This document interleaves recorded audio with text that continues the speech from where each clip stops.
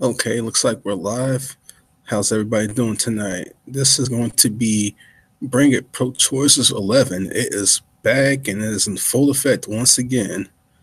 It's been a minute since I've done this hangout, and I'm really happy to bring this back. And hopefully, this will be a very enlightening exchange. I just brought back the title of Bring It Pro Choices simply because I didn't really know what else to title this hangout, so I just thought I'd just put it in the Bring It package, the Bring It collection, and then that's pretty much the reason why I titled it Bring It Pro Choices 11. But I'm specifically wanting ladies to join this, and um, I do want to press certain points about the pro choice position, but I am in the general sense hoping this to be a good conversation like Dragon and I had. So that's my primary goals, for this to be a good conversation, but at the same time,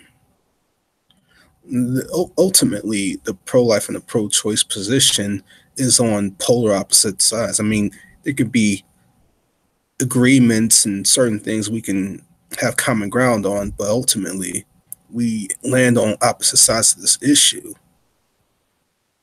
So if we if one side in fact thinks they're correct and the other side in fact thinks they're correct, then they're going to be pressing the other side. And I want this to be a conversation which is very stimulating, is very enlightening, but at the same time, you're going to have to actually stack up sound arguments, rational arguments for whatever position you have. That's obviously myself included. So I would expect any ladies or whoever comes in here, I would expect them to press me on my position, and likewise I'll do the same for them. But I want to keep this at a respectful level. I want to have a good exchange, and I want people to walk away thinking that this discussion was productive and not counterproductive or a shouting match, or just slinging mud at one another. We want to come at this by challenging ideas rather than challenging people. I mean, it had to be something serious involved to start challenging people, but the primary thing is always to challenge ideas. So I want to really get some ladies in here. I mean, anybody's invited, really, but I really do want to get some ladies in here because I think Dragon, I mentioned in the hangout we just did that it was some ladies wanting to ask me some stuff or talk to me about some stuff. So what I want to do is find a way for this to happen, because if this gets to the wrong people, it's gonna get sniped. Excuse me for a sec. All right. But yeah, this hangout is gonna get sniped if it gets to the wrong people the wrong way. I can't just put the link out there, obviously. So, um, if anybody can find my private message box on YouTube, you can send me a private message, and I'll send you the link through that way. Or, um, I think my name is searchable on Google Plus, so I could try to search your name on Google Plus and get you the link that way. But that's what's gonna have to happen. I just can't put the link out there. So let's see who's in the chat right now.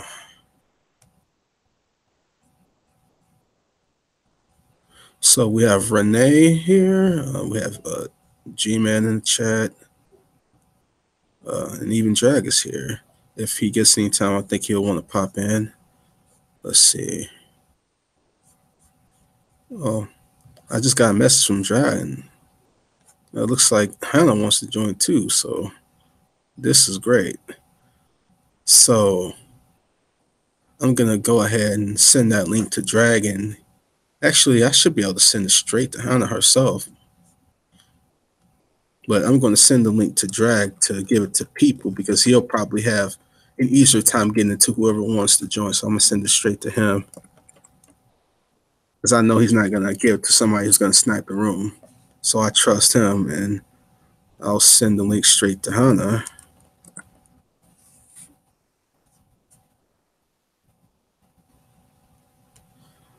And I guess while we're waiting for people to join, um, I'll just kind of just chill out for a little bit because I'm not just going to be talking to myself. I don't really have too much to say right now. I mean, I'm battling the cold as it is because I just got this really, this is really nagging cold I've had the last 3 days, and I'm almost over it, but not quite so. But anyway, let's see if anybody comes in. For right now, I'll just hang out until anybody jumps in.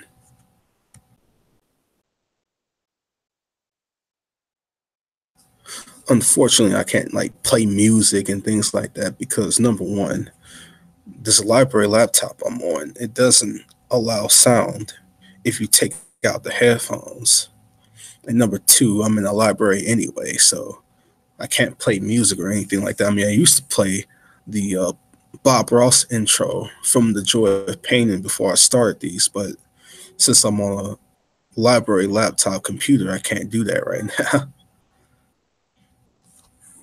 But if you don't hear me talking at all, it's just me waiting for people to join or seeing if people are interested.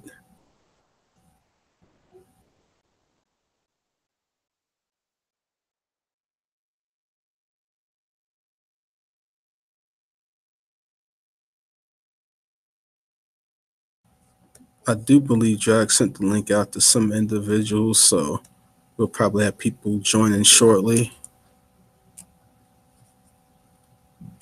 Grand Ultimate Atheist says he has a question. Okay, what's your question, Grand Ultimate Atheist?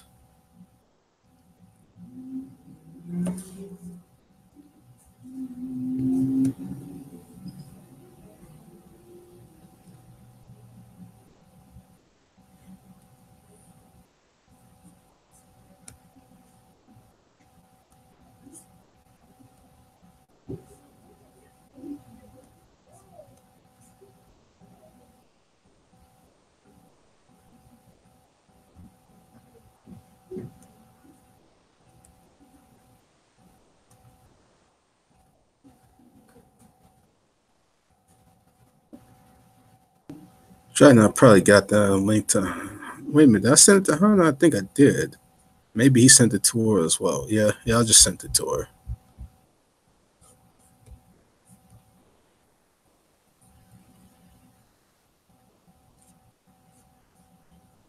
So, Grand Ultimate Atheist says, as a person who is pro life, how long are you an advocate for the unborn? Does it stop at birth? Where are you after that? Well, in the last hangout, I was talking about uh, the concept of caring for children after they're born because it's important that if you care about the life and liberty of children, that you don't just do it just to pass an ideological position. You got to care about the people themselves and who you're dealing with. So, excuse me. So obviously, we don't want to just leave. We don't want to just say we want to make sure you get here into the world, and then we're just going to abandon you afterwards because that's that's one thing. That's not what Christ would desire from us believers, and I think just on a general human standpoint, that's just sick. But that said, there are a plethora of pro-life community, not communities, but pro-life entities and pro-life agencies that address that specific matter. Like you got these things called crisis pregnancy centers. If anyone's heard of those, uh, for the children who are born and women need help, they give them, uh, they help them out financially. They'll help them out with diapers and food and things like this. Um, Spiritual help if they require it, all sorts of stuff.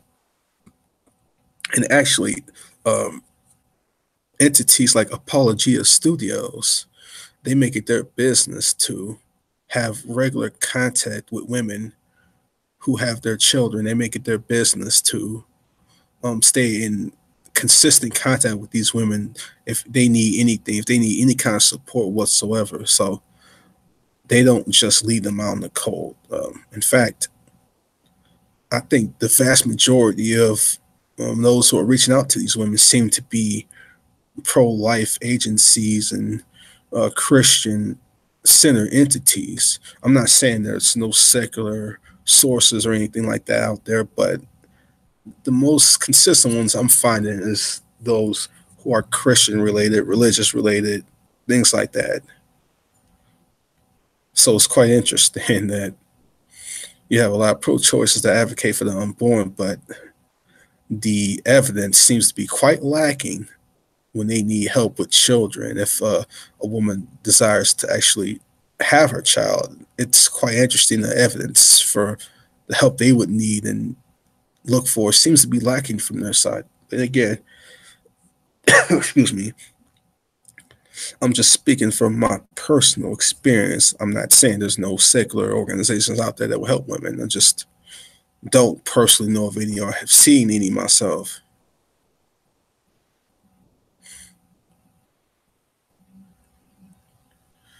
So Grand Ultimate Atheist says we gotta build productive humans. We need more than diapers and baby food. Well, I could totally agree with that. That it's not just about diapers and baby food, but I mean you gotta start. You gotta take it one step at a time, though, man. The the crucial immediate matters is stuff like that to be able to raise a child. I mean, like the moral, spiritual, the philosophical, all those aspects, that's going to come during the course of the child's life and development. So you got to start with the basic necessities before you even have a grand conversation about them being a productive citizen.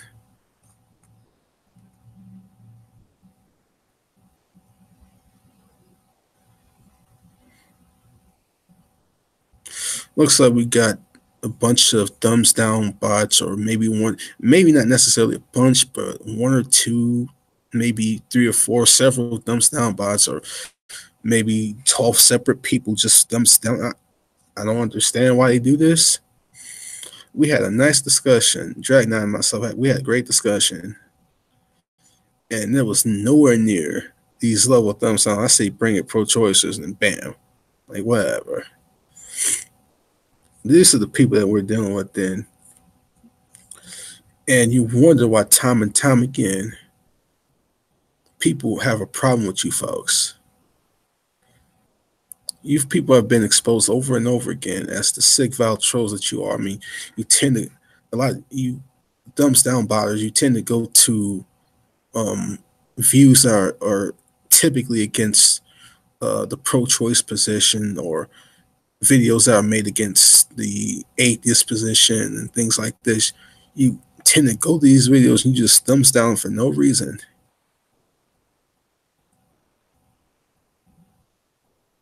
Like, are you people that dang? I mean, and that doesn't actually stop the circulation of the video. It's not like people say, "Oh, you got a bunch of thumbs downs, and so you're not going to have your video circulated." In fact, that may contribute to the video circulating once, uh, like after this hangout is over and it like uploads. That may actually help advertise the video, but the only thing that would do is probably maybe deter some people from looking at it, because a lot of people say, "Oh, this got a bunch of thumbs down, so this person's probably saying garbage or saying something irrelevant." I mean,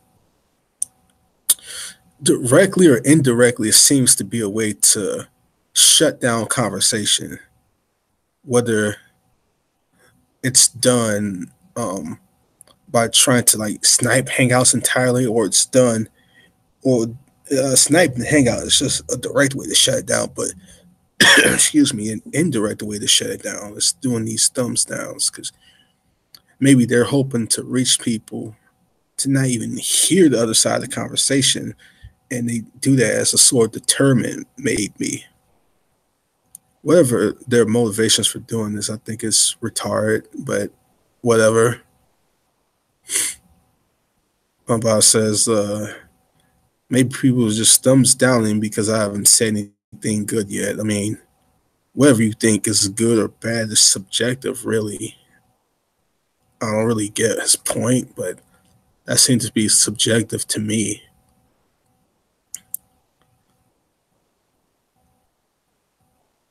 Okay. Thumbs down means people disagree with you and you don't like it. Well, I think what it comes down to is I probably still have a certain level of trolls on my list. I don't think I've gathered enough subs to drown out the dislikes yet. Hopefully, I'll get to a point to where that won't even be an issue. But whatever. Hello. Hey, what's up? Hey, sorry. So I'm just trying to make sure the mic is working. Everything good? Yeah, it sounds perfect on my end. Cool. What's up? Drag said you were calling for me specifically. What's up?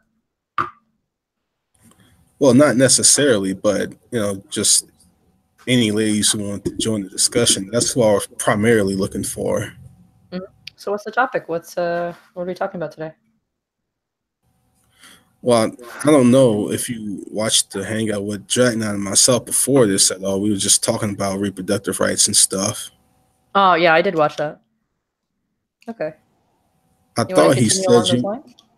Yeah, sure. Is there Okay. anything you want to ask me?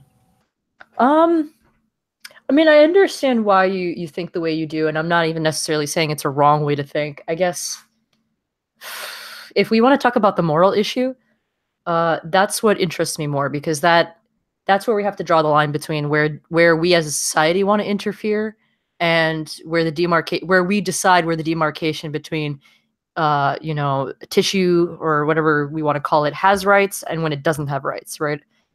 But if you want to talk about like the legal aspect or like the medical aspect, I'm not too keen on that. Like that's more Drag's thing for the medical aspect and for the law.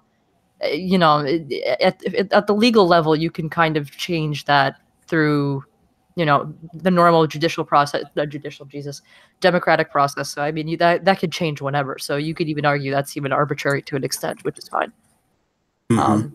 Yeah. So for me, it would be like, how do we want to decide things like this? Because this is a very touchy subject for a lot of people, for good reason, obviously, and it's one that I'm particularly uncomfortable with because I don't like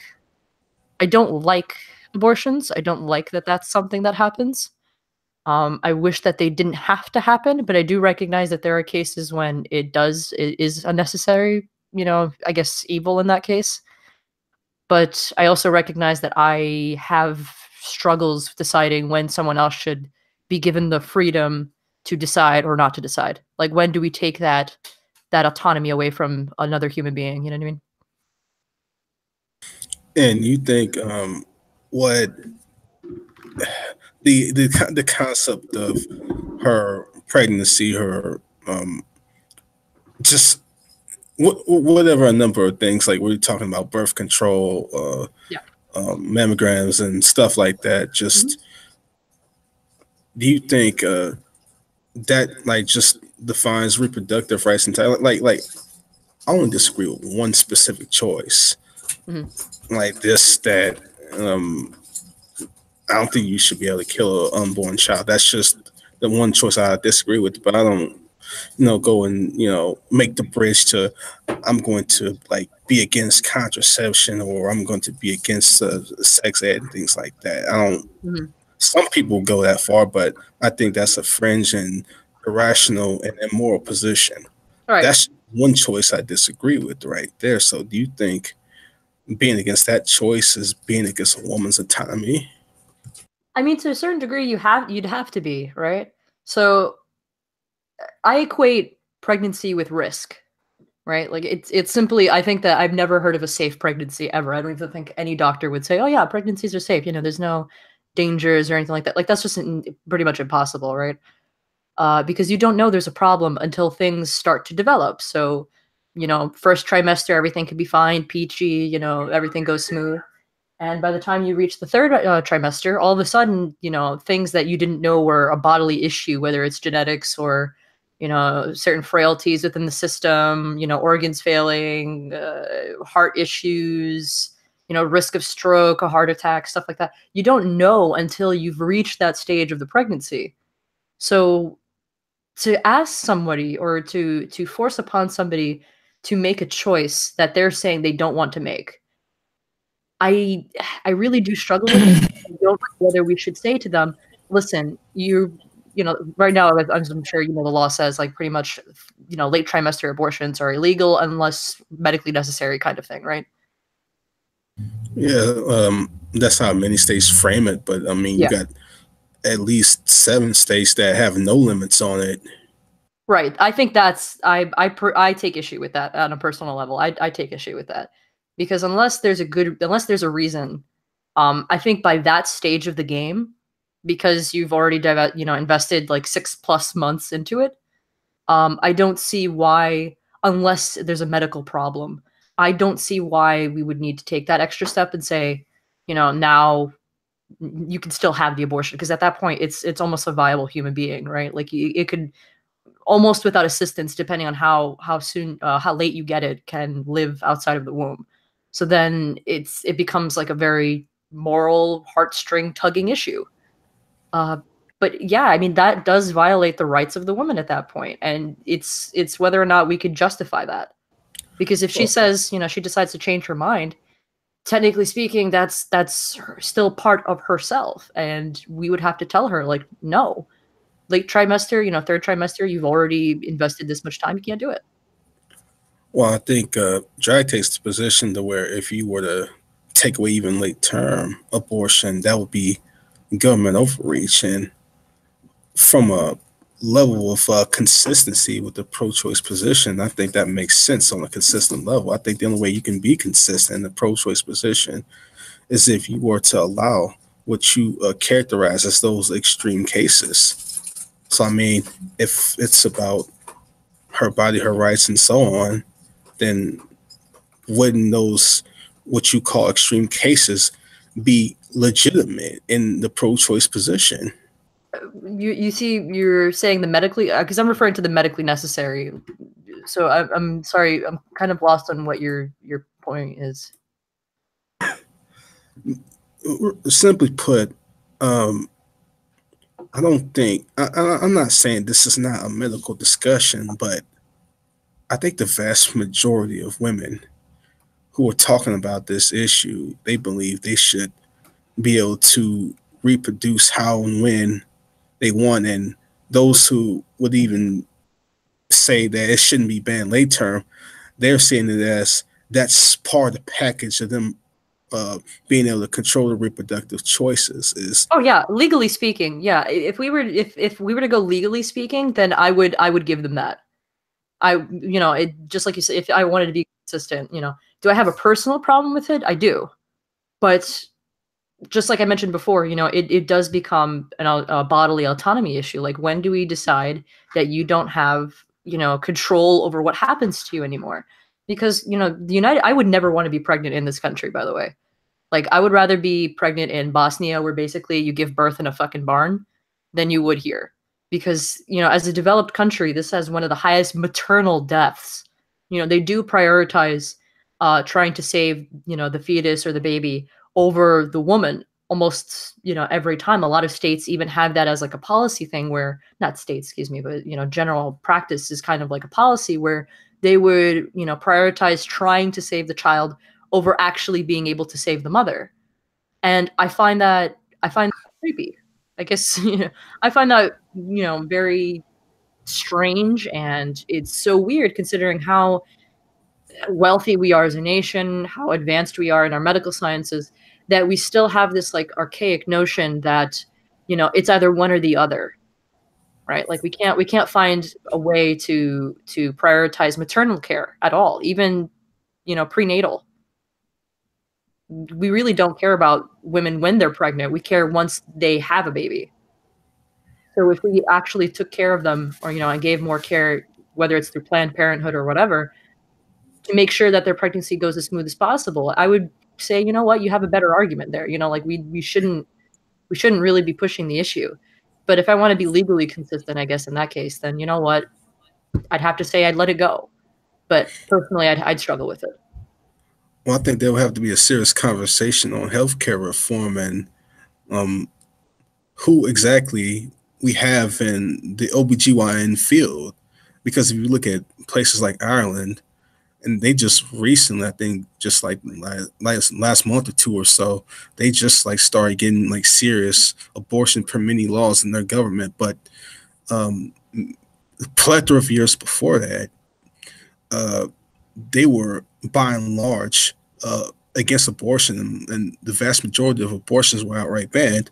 Yet they had one of the best maternal rates in all the world, despite their laws against abortion. So I think it just comes down to is whoever is the medical personnel, whoever is in the system, that will have to be uh, an issue about finding the right structure, finding the right people, finding the people who actually know what they're doing, people who um, understand what's really going on in a woman's body. Because it's not the fact that you are against abortion which is going to decide, or not decide, but whether it's going to lead to whether women have more positive maternal rates or more negative maternal rates. I don't think it's about being for or against abortion. It's just about the people who are working in the medical system. Well, I think it's a little more complicated than that. But before I explain that, Gus Belanger is asking for a link. He's already been invited in here. He should be able to just jump in. Maybe there's an issue in the outside chat. Let me see.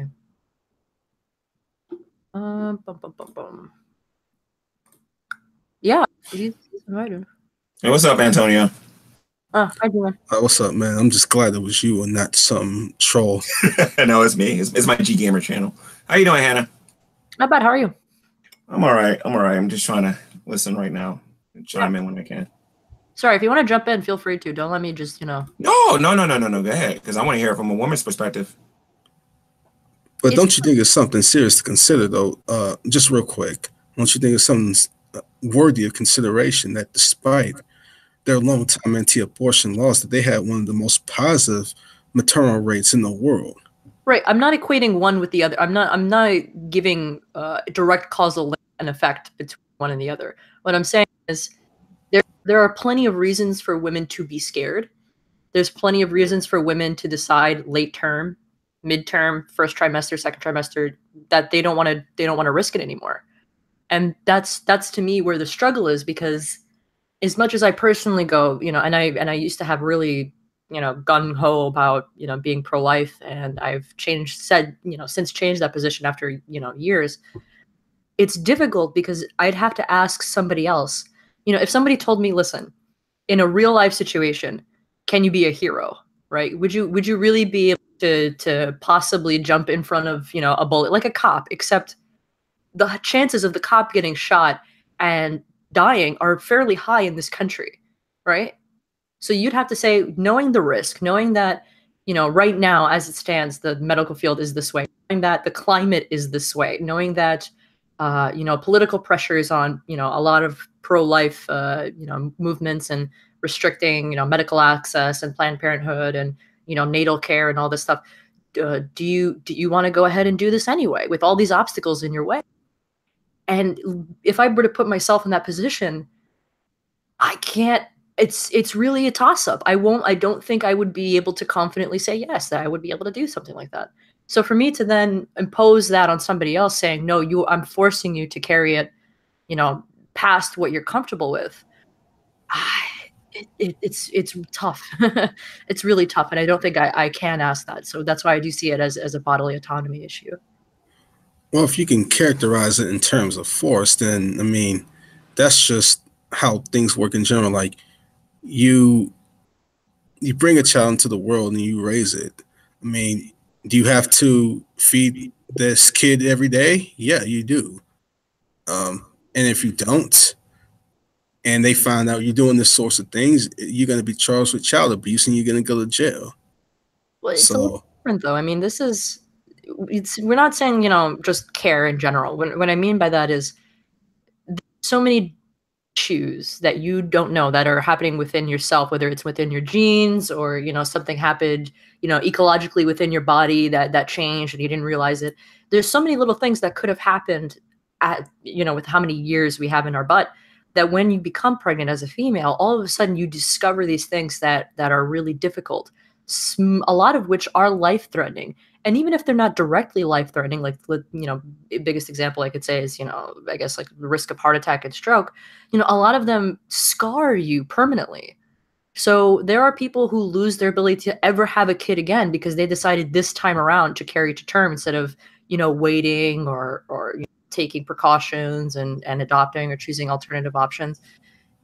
It's not as simple as just saying, oh, well, you know, you can equate that to raising a kid, because at this point you don't know the risk until you are at that stage. You know what I mean? You don't know that there's a medical problem until you're within the first trimester, second trimester, you know, third. You have no idea. With a kid, you know, responsibility wise, what's necessary, right? And if God forbid you're not able to take care of those responsibilities, the state does intercede on behalf of the child. There's that safety net, at least for the child. But there is no safety net when it comes to your health.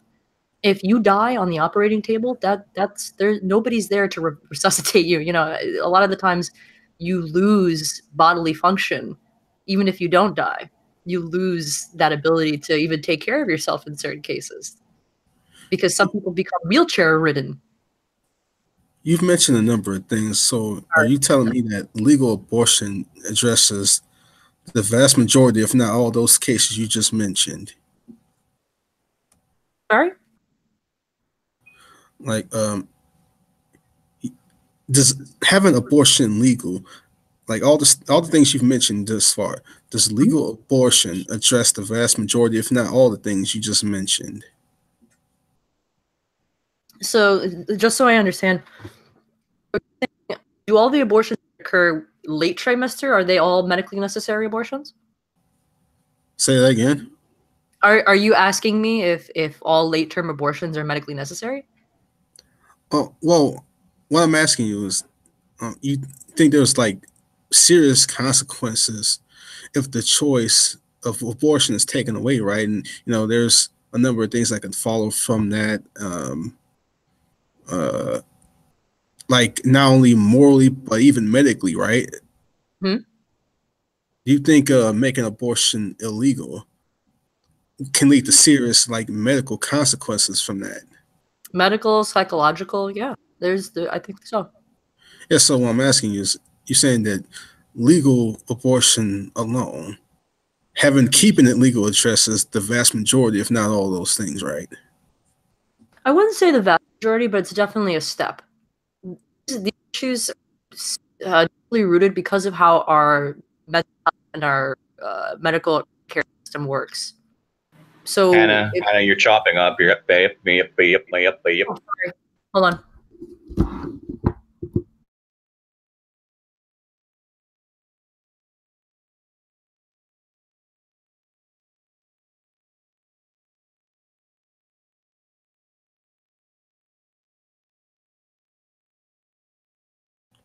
I guess she's resetting right now, so I guess we're waiting for her to come back. What's your thoughts on this, G-Man? I'm just listening right now.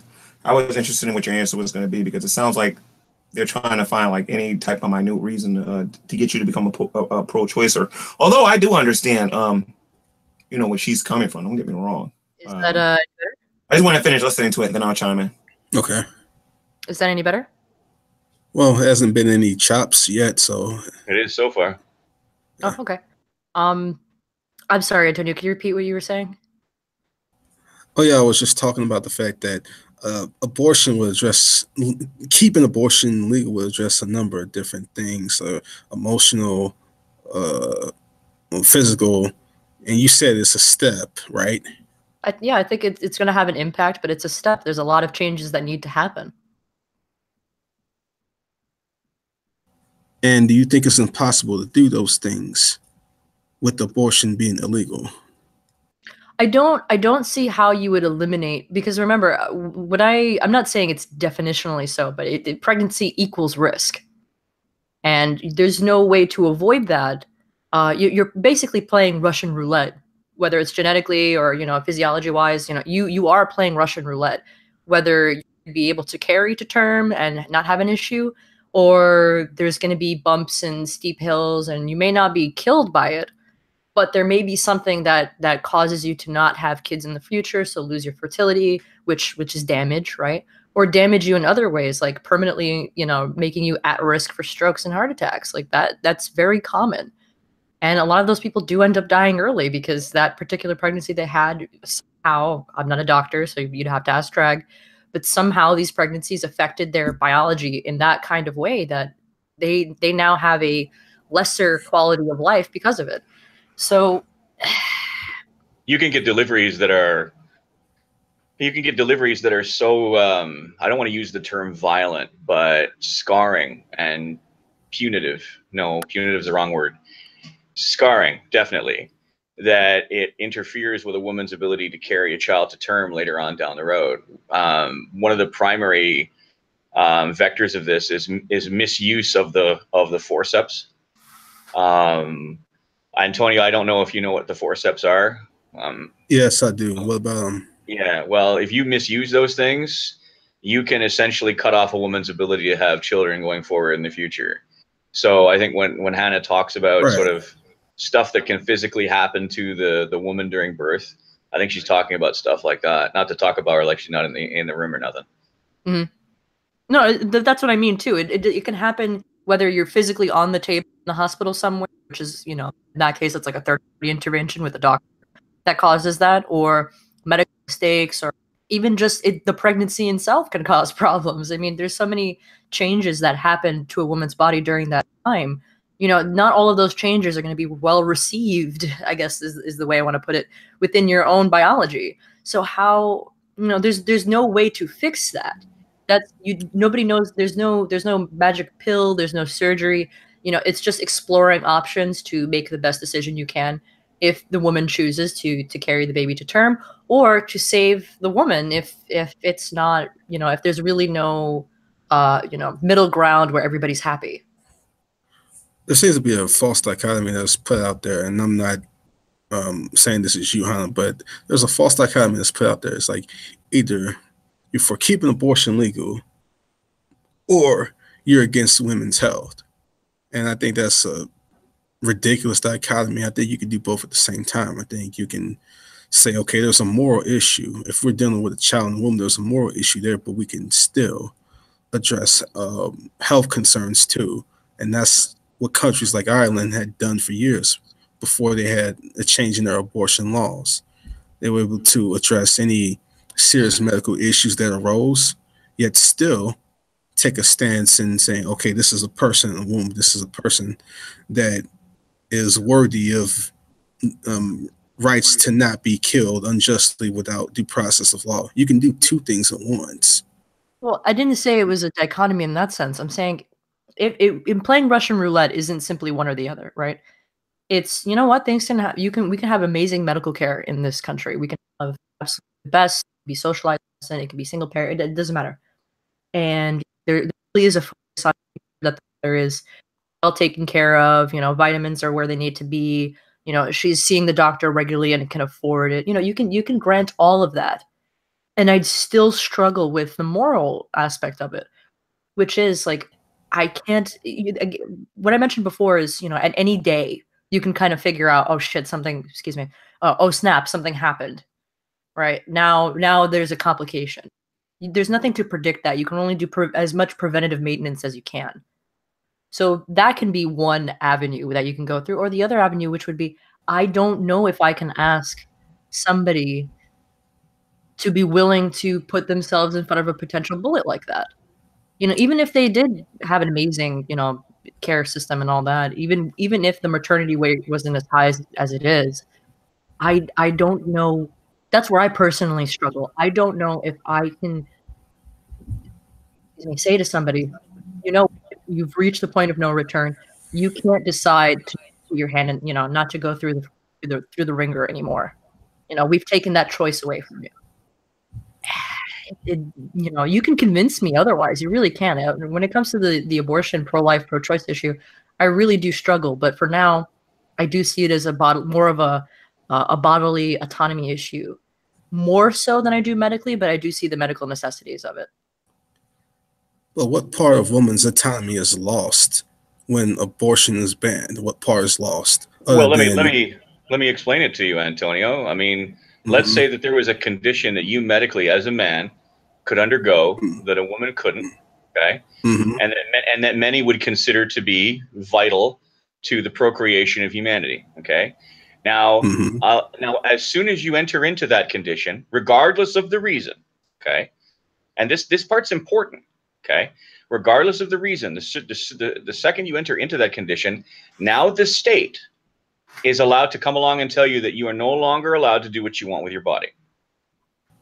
Before that point, you could do what you wanted to. If you wanted to eat junk food, drink wine, if you wanted to whatever, you know, not exercise, if you wanted to throw yourself down the stairs as a form of recreation, okay? And don't laugh, because I know people who do this. They put you know, helmets and arm pads on, and they throw themselves downstairs. Yes, I know. But because that's dangerous, you know, there's people out there who would absolutely love to see you not be allowed to do that if you're pregnant for good reasons, right? So now all of a sudden you are essentially well, the term I use is marital slavery, because your body is no longer your own for something that you may or may not have agreed to, and for, you know, for a commitment that you may not decided to make over your own body. Well, I touched on this somewhat in the last hang with Dragon myself, and that's if I accept every single premise of the point that you just gave, that provides no evidence whatsoever whether the act of abortion itself is justifiable or not. That just means that there may be these consequences that follow from making abortion illegal, but at best that would be just an appeal to consequences. I mean, that doesn't provide any evidence that, okay, terminating the pregnancy, which results in the death of the unborn entity, that doesn't provide any evidence that that's right or wrong. That's just, you just point to these consequences. So well, that's it's not two separate subjects. It doesn't go towards the consequence, mainly, you know, at least not in a fallacious way, because what we're saying is now we run into another moral issue, not necessarily a paradox or a wall. What we're saying is you're violating, you're having one set of moral concepts when it comes to the unborn, but now you're violating a moral concept that which is mutually recognized with other people, right? My ability to swing my arm stops at your nose, so my influence doesn't necessarily affect yours, right? Or it shouldn't. So now running into another moral problem. So you don't really solve the bigger issue at play. You know, what do we do? You know, as far as the unborn is concerned, how do we, you know, legally define that? How do we, you know, provide rights, or how do we protect life in general, which I think is what your ultimate goal would be, you know, protecting life. What you would essentially, I guess, run into the issue is, you know, some hospitals, and this has already been the case, where they decided to strap a woman down against her will, against her ability to sign herself out of the hospital, where she's forced to carry, you know, a child to term that she doesn't want. And I'm not saying that's the case you want generally, obviously not. I'm just citing an example. But that is the sort of violation of autonomy of what we're speaking of. You know, if we're saying that we're restricting a person's ability, whether it's movement or you know, biological basis like eating and drinking and socializing and being a functioning human being, you know, we treat lab animals better than that. So why do we all of a sudden say, well, now we treat you worse than lab animal when you're pregnant, and not so much after or before you're pregnant? See, one moral issue then raises another moral question. I think that's a fallacious point, but I think G-Man is trying to get in on this, so I'll let him speak. Yeah, I think that Hannah and Gus did a phenomenal job with making an argument for abstinence. If you want to prevent yourself from even going through any of those things, don't have sex until you're ready to be a responsible parent. That's what I have to say about that. You can avoid everything that you're talking about right now if you simply plan to have your child. Take care of your body. Well, we can get to that in a minute. Take care of your body. You know what I mean? Make sure it's strong and healthy. And then and then try to have a baby with your spouse. Okay. Sure, and then when you're trying to have a baby with your spouse, at least both of you are in agreement that you want to have children. Not always. If you're not responsible enough, let me finish. I didn't interrupt you. If you're not responsible enough to handle that responsibility, whether you wear a condom or not, whether it breaks or not, or whatever, then don't have sex. It's that simple. If you have sex, then now it's assumed that you already thought about all of the possible things that could happen because you have sex. You could pass on an STD. You can get an STD. You can get her pregnant. You can end up being a dad, having one child, twins, quadruplets, or whatever, triplets, or whatever. But you made that decision, and when you make that decision, don't try to make an excuse by trying to say, well, we can get abortion for this reason or get abortion for that reason in order to get out of your responsibility. That's why I think it's a phenomenal argument for abstinence. All of that can be avoided. Sure, unless somebody gets raped. Okay, so a woman gets raped. That doesn't mean that abortion should be the first, that abortion is necessarily the first option. You can give up your child for adoption. You can give your child up for adoption. Why should a woman be forced to suffer two violations? The first, I didn't. No, if we're gonna play the non-interruption game, G-Man, come on, man, you got to help me out. He didn't. Okay, so here's the thing. When a woman is forced to carry a child of rape to term, she is violated twice. Okay, and I don't mean to be crude here, but for the sake of simplicity, first on the way in, second on the way out, and beyond second on the way out. If she lives in a society where she's further forced, and I believe the word forced is appropriate here, through social pressure, forced to carry the child, to be the mother to the child postpartum. So in many ways, you could say that she's essentially being violated 3 times, once on the way in, once on the way out, and now she has to devote her life to it. It is expected that she'll devote her life to caring for this child on the way out, or when it's out, once it's departed and it's out in the world. Now, some people can say, well, then at that point, it becomes a candidate for adoption. At 60-40, pick them on the 40. There's an awful lot of clinical clinical writings out there that say that it's extremely difficult for a woman to give up a baby once she's given birth to it. It's very hard. It's not impossible. Happens all the time. We've got flourishing adoption agencies all over the world, but it's extremely difficult. And to have the woman go through that when she's already gone through the twin injustices of, in and out, as it were, I think I don't think a loving God demands that of us. I really don't. All right. So can I respond now? All right. So if societies are, because I think you just put your foot in your mouth, if you're going to say that societies play a major role in all of this, and that's simply what we're going to be looking at, then take in consideration the scriptures. Okay.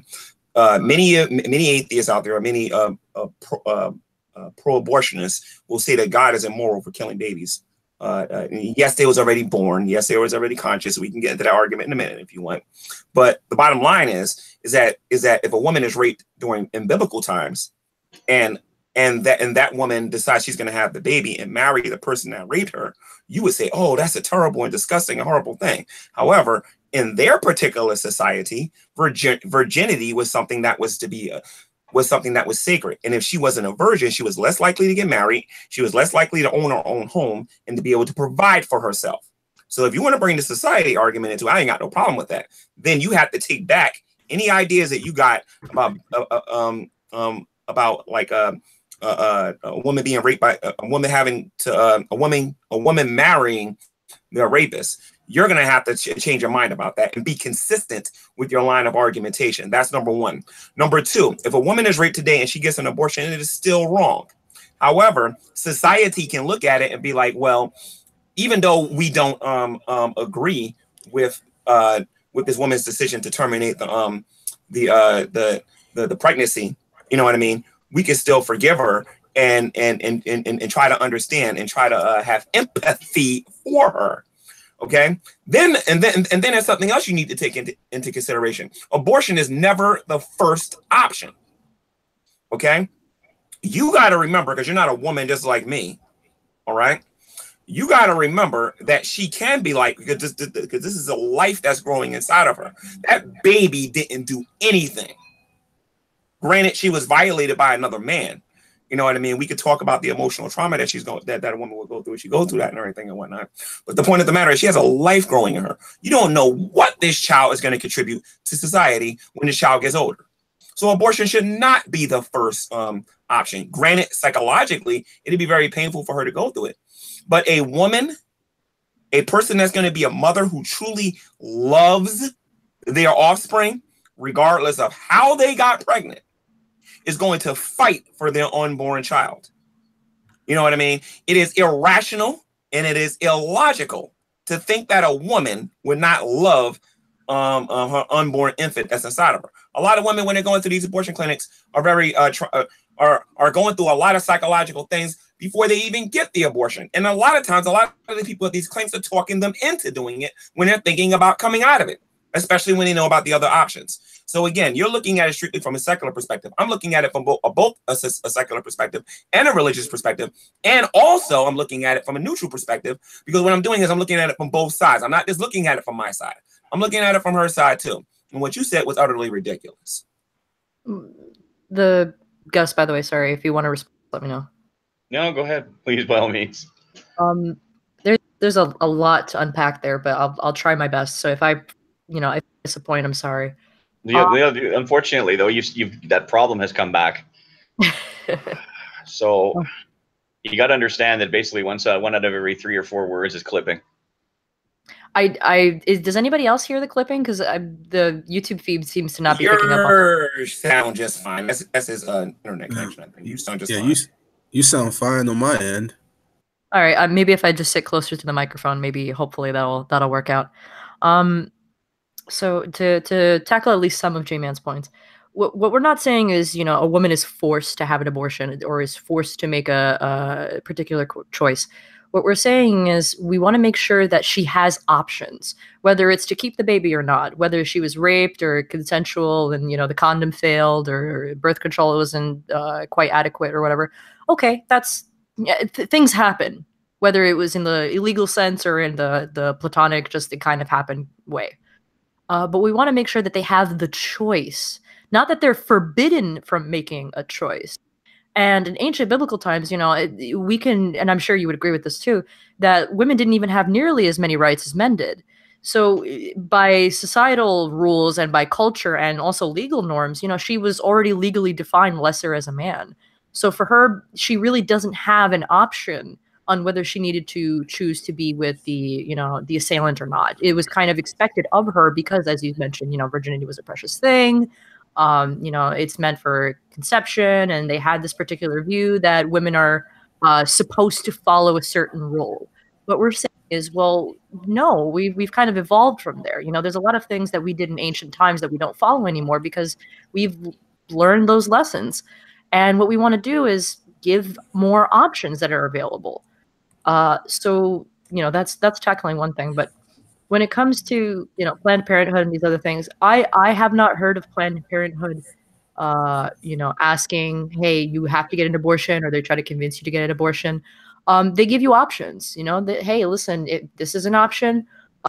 This is the doctors we can refer you to if you want to continue care. If you don't want to continue care and you want termination, these are your options too.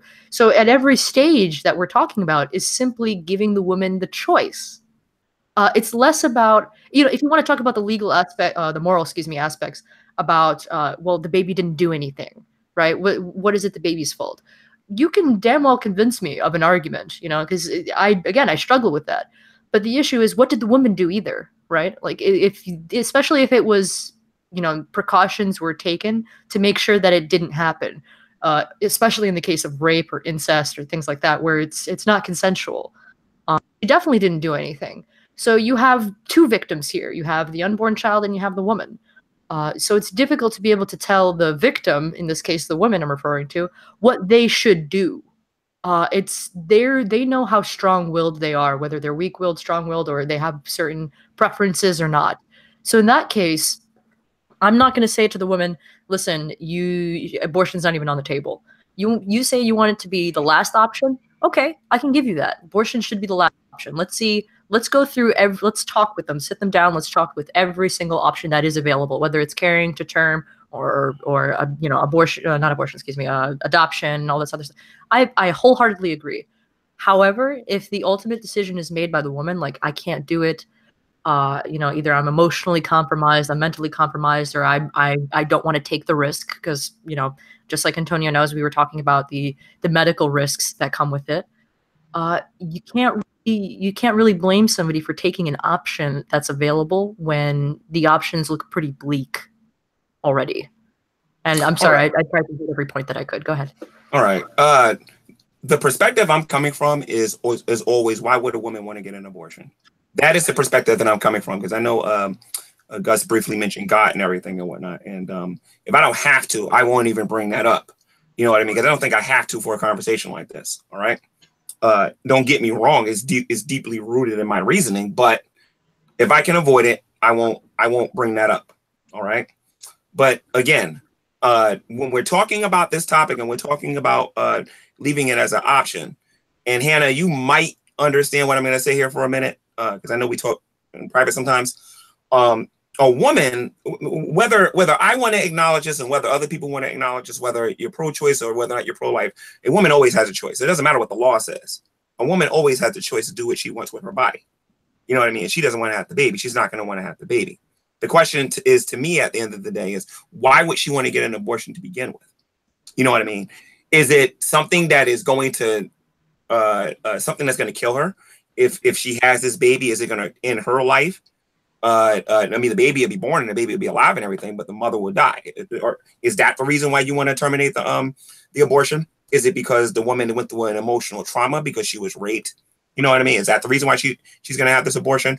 What are the reasons for this person to have an abortion?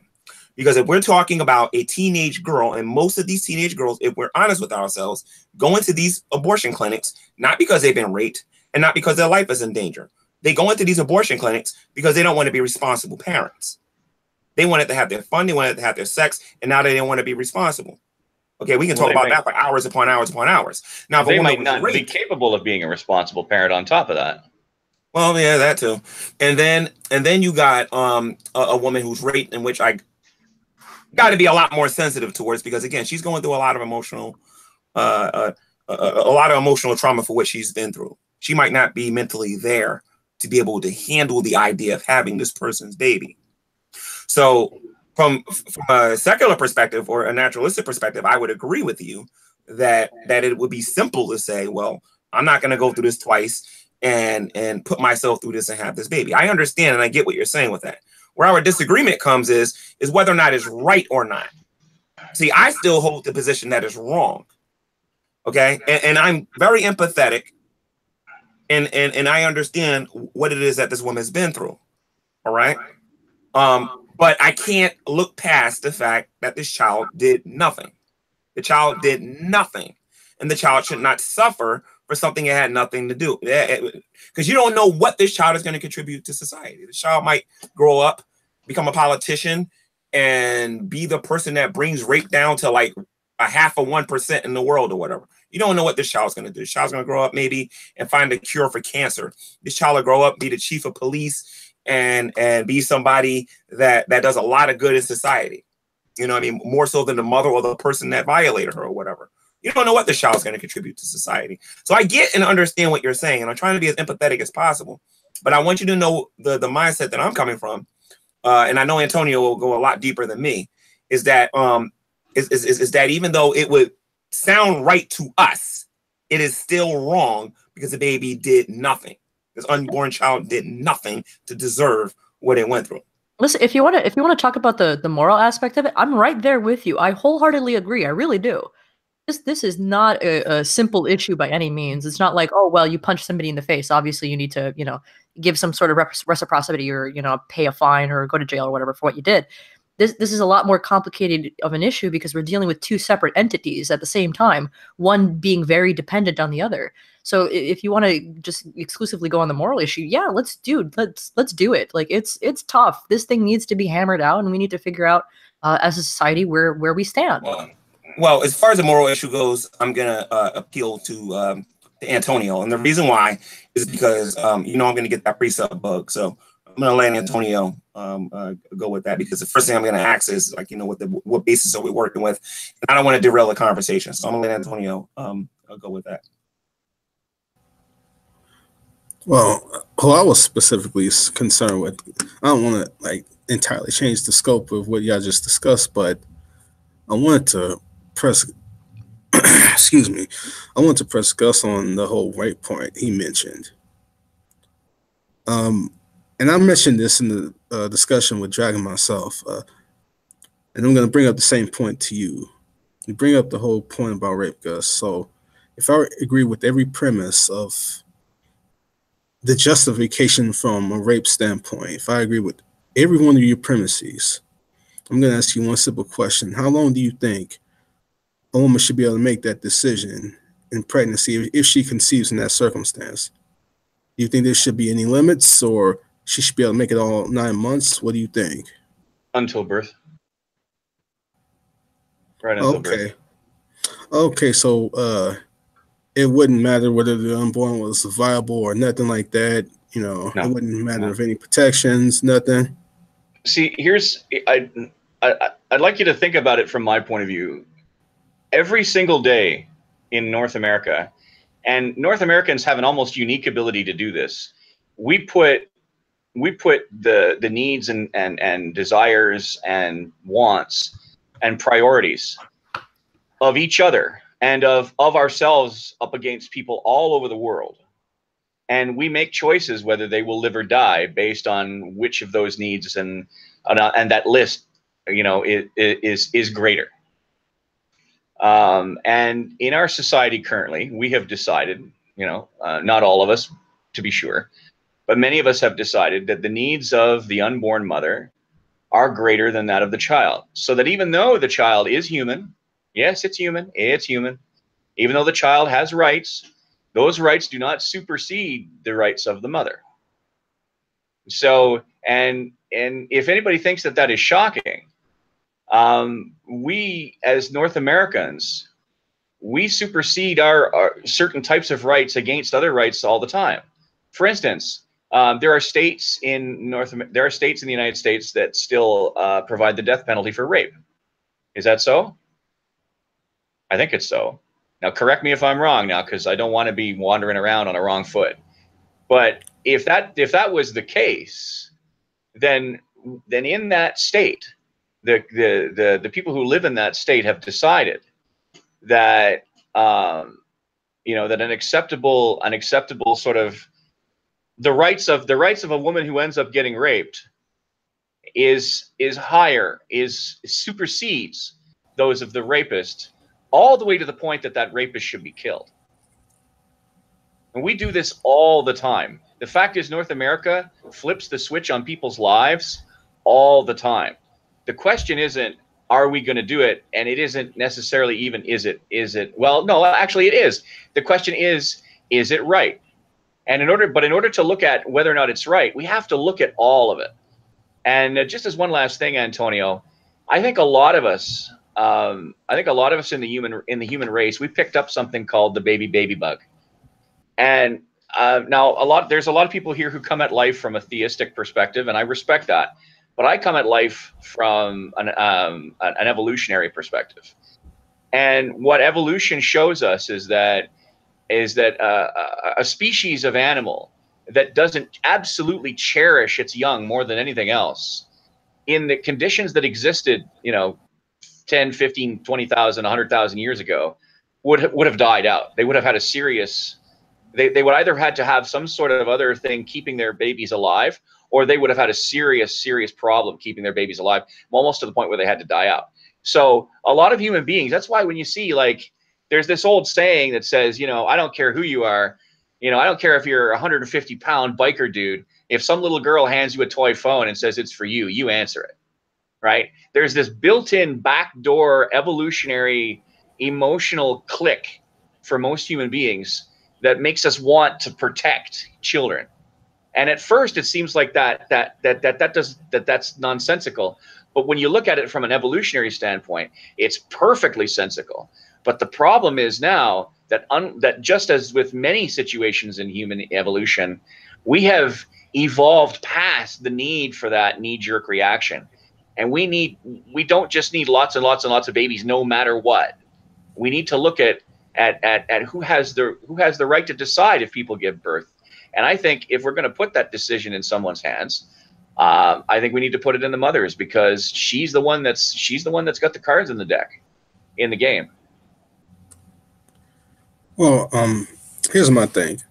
You say that you would advocate for you would advocate for abortion up until birth.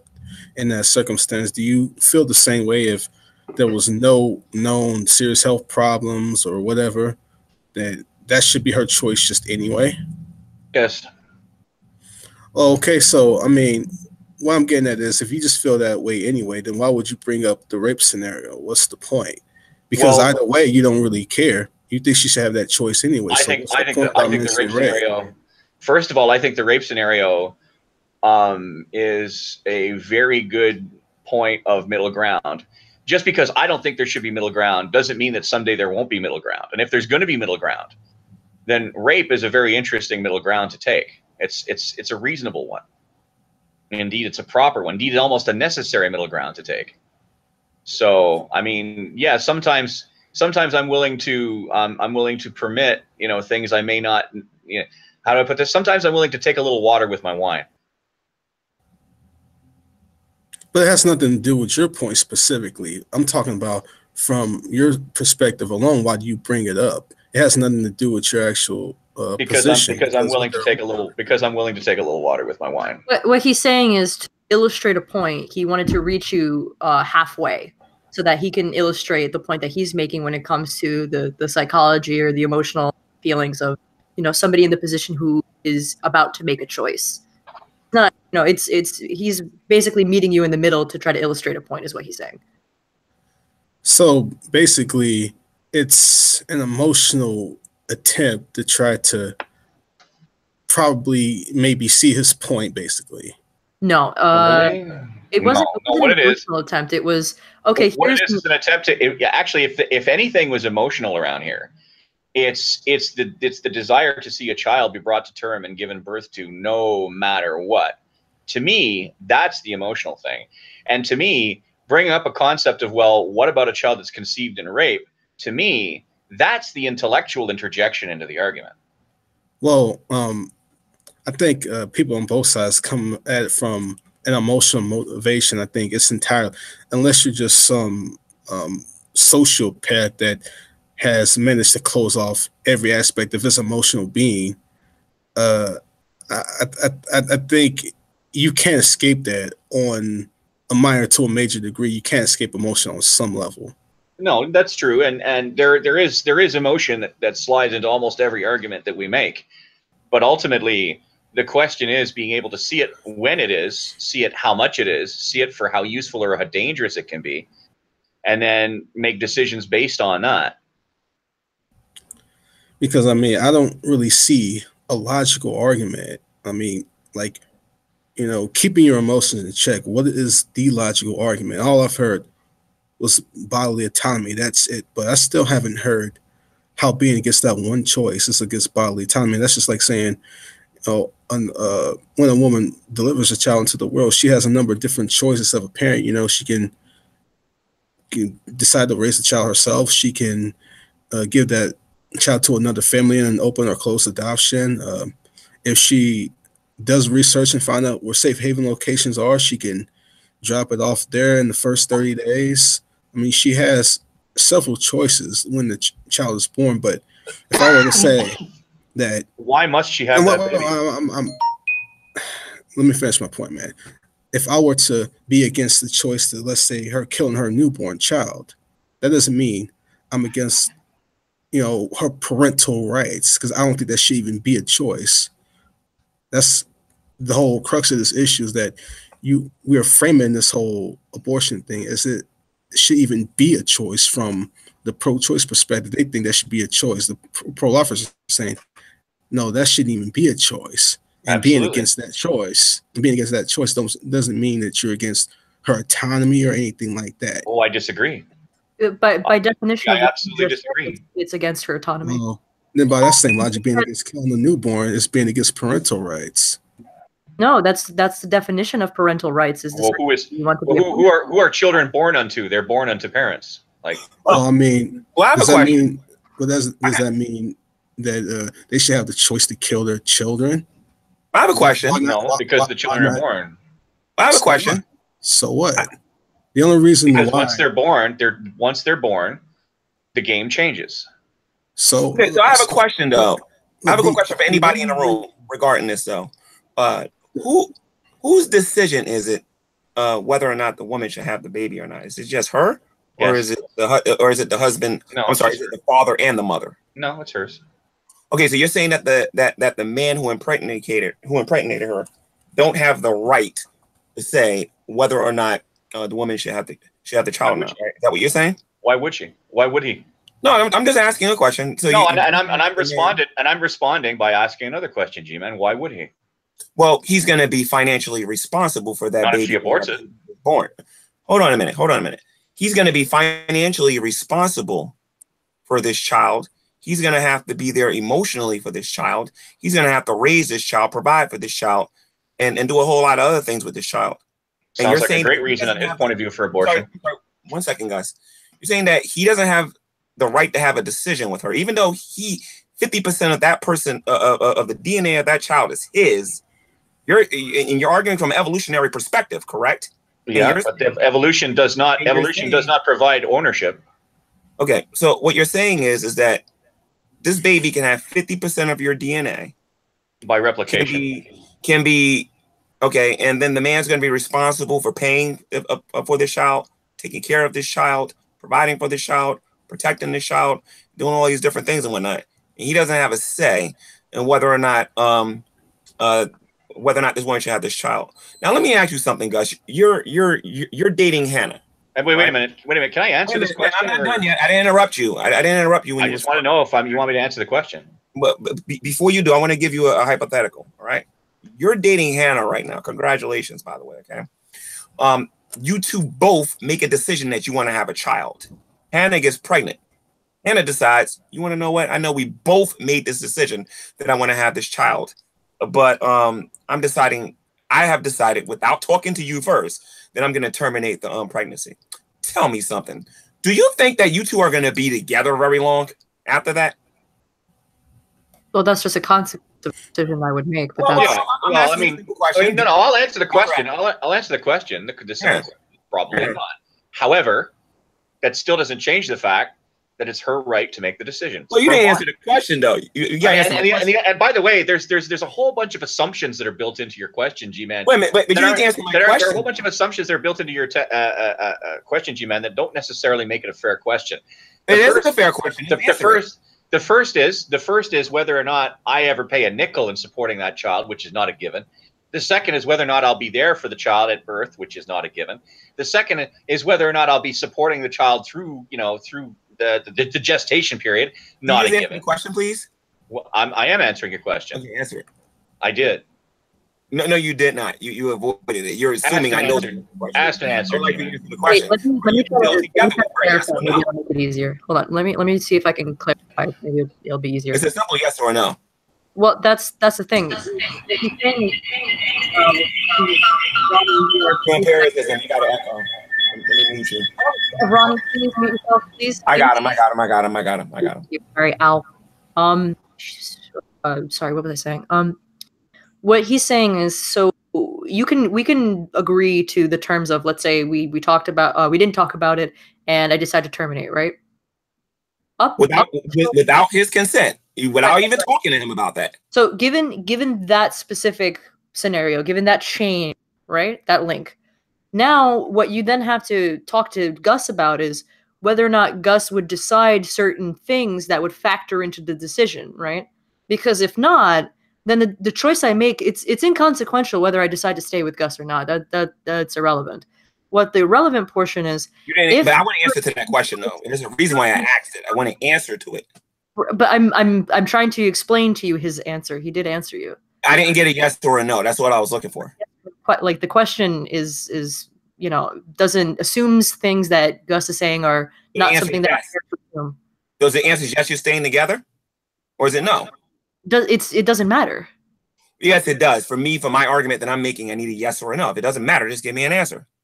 I guess if you want. I guess you better craft a question that doesn't force me to answer a script, then, doesn't it? Okay, so here's the thing.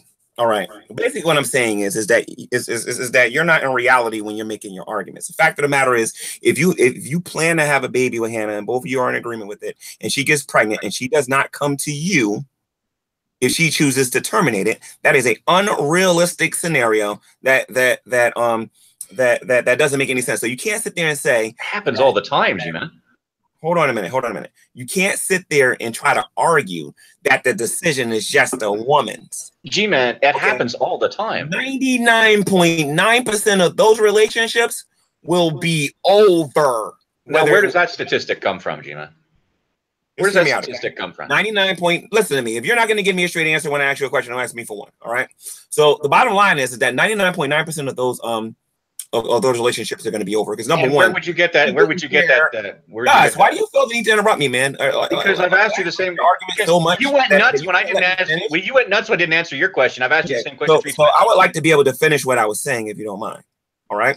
So anyway, it is an unrealistic scenario, and for you to sit in this room and to try to say that that decision is solely on the woman, and the man who impregnated her has no say in it whatsoever, is to spit on the legal system that we have today about how men are being punished for not taking care of their quote unquote responsibilities. Because if that's true, then I can make an entire argument on why men should not take care of these babies and why deadbeats are good for society. You understand what I'm saying? That argument you make, and by the way, I would never do that because this is a stupid argument to say that only the woman gets to make that decision, especially if both of you made the decision that you both want to have this child. Or let's say she got pregnant by accident. Let's just use that scenario. She got pregnant by accident. It wasn't planned.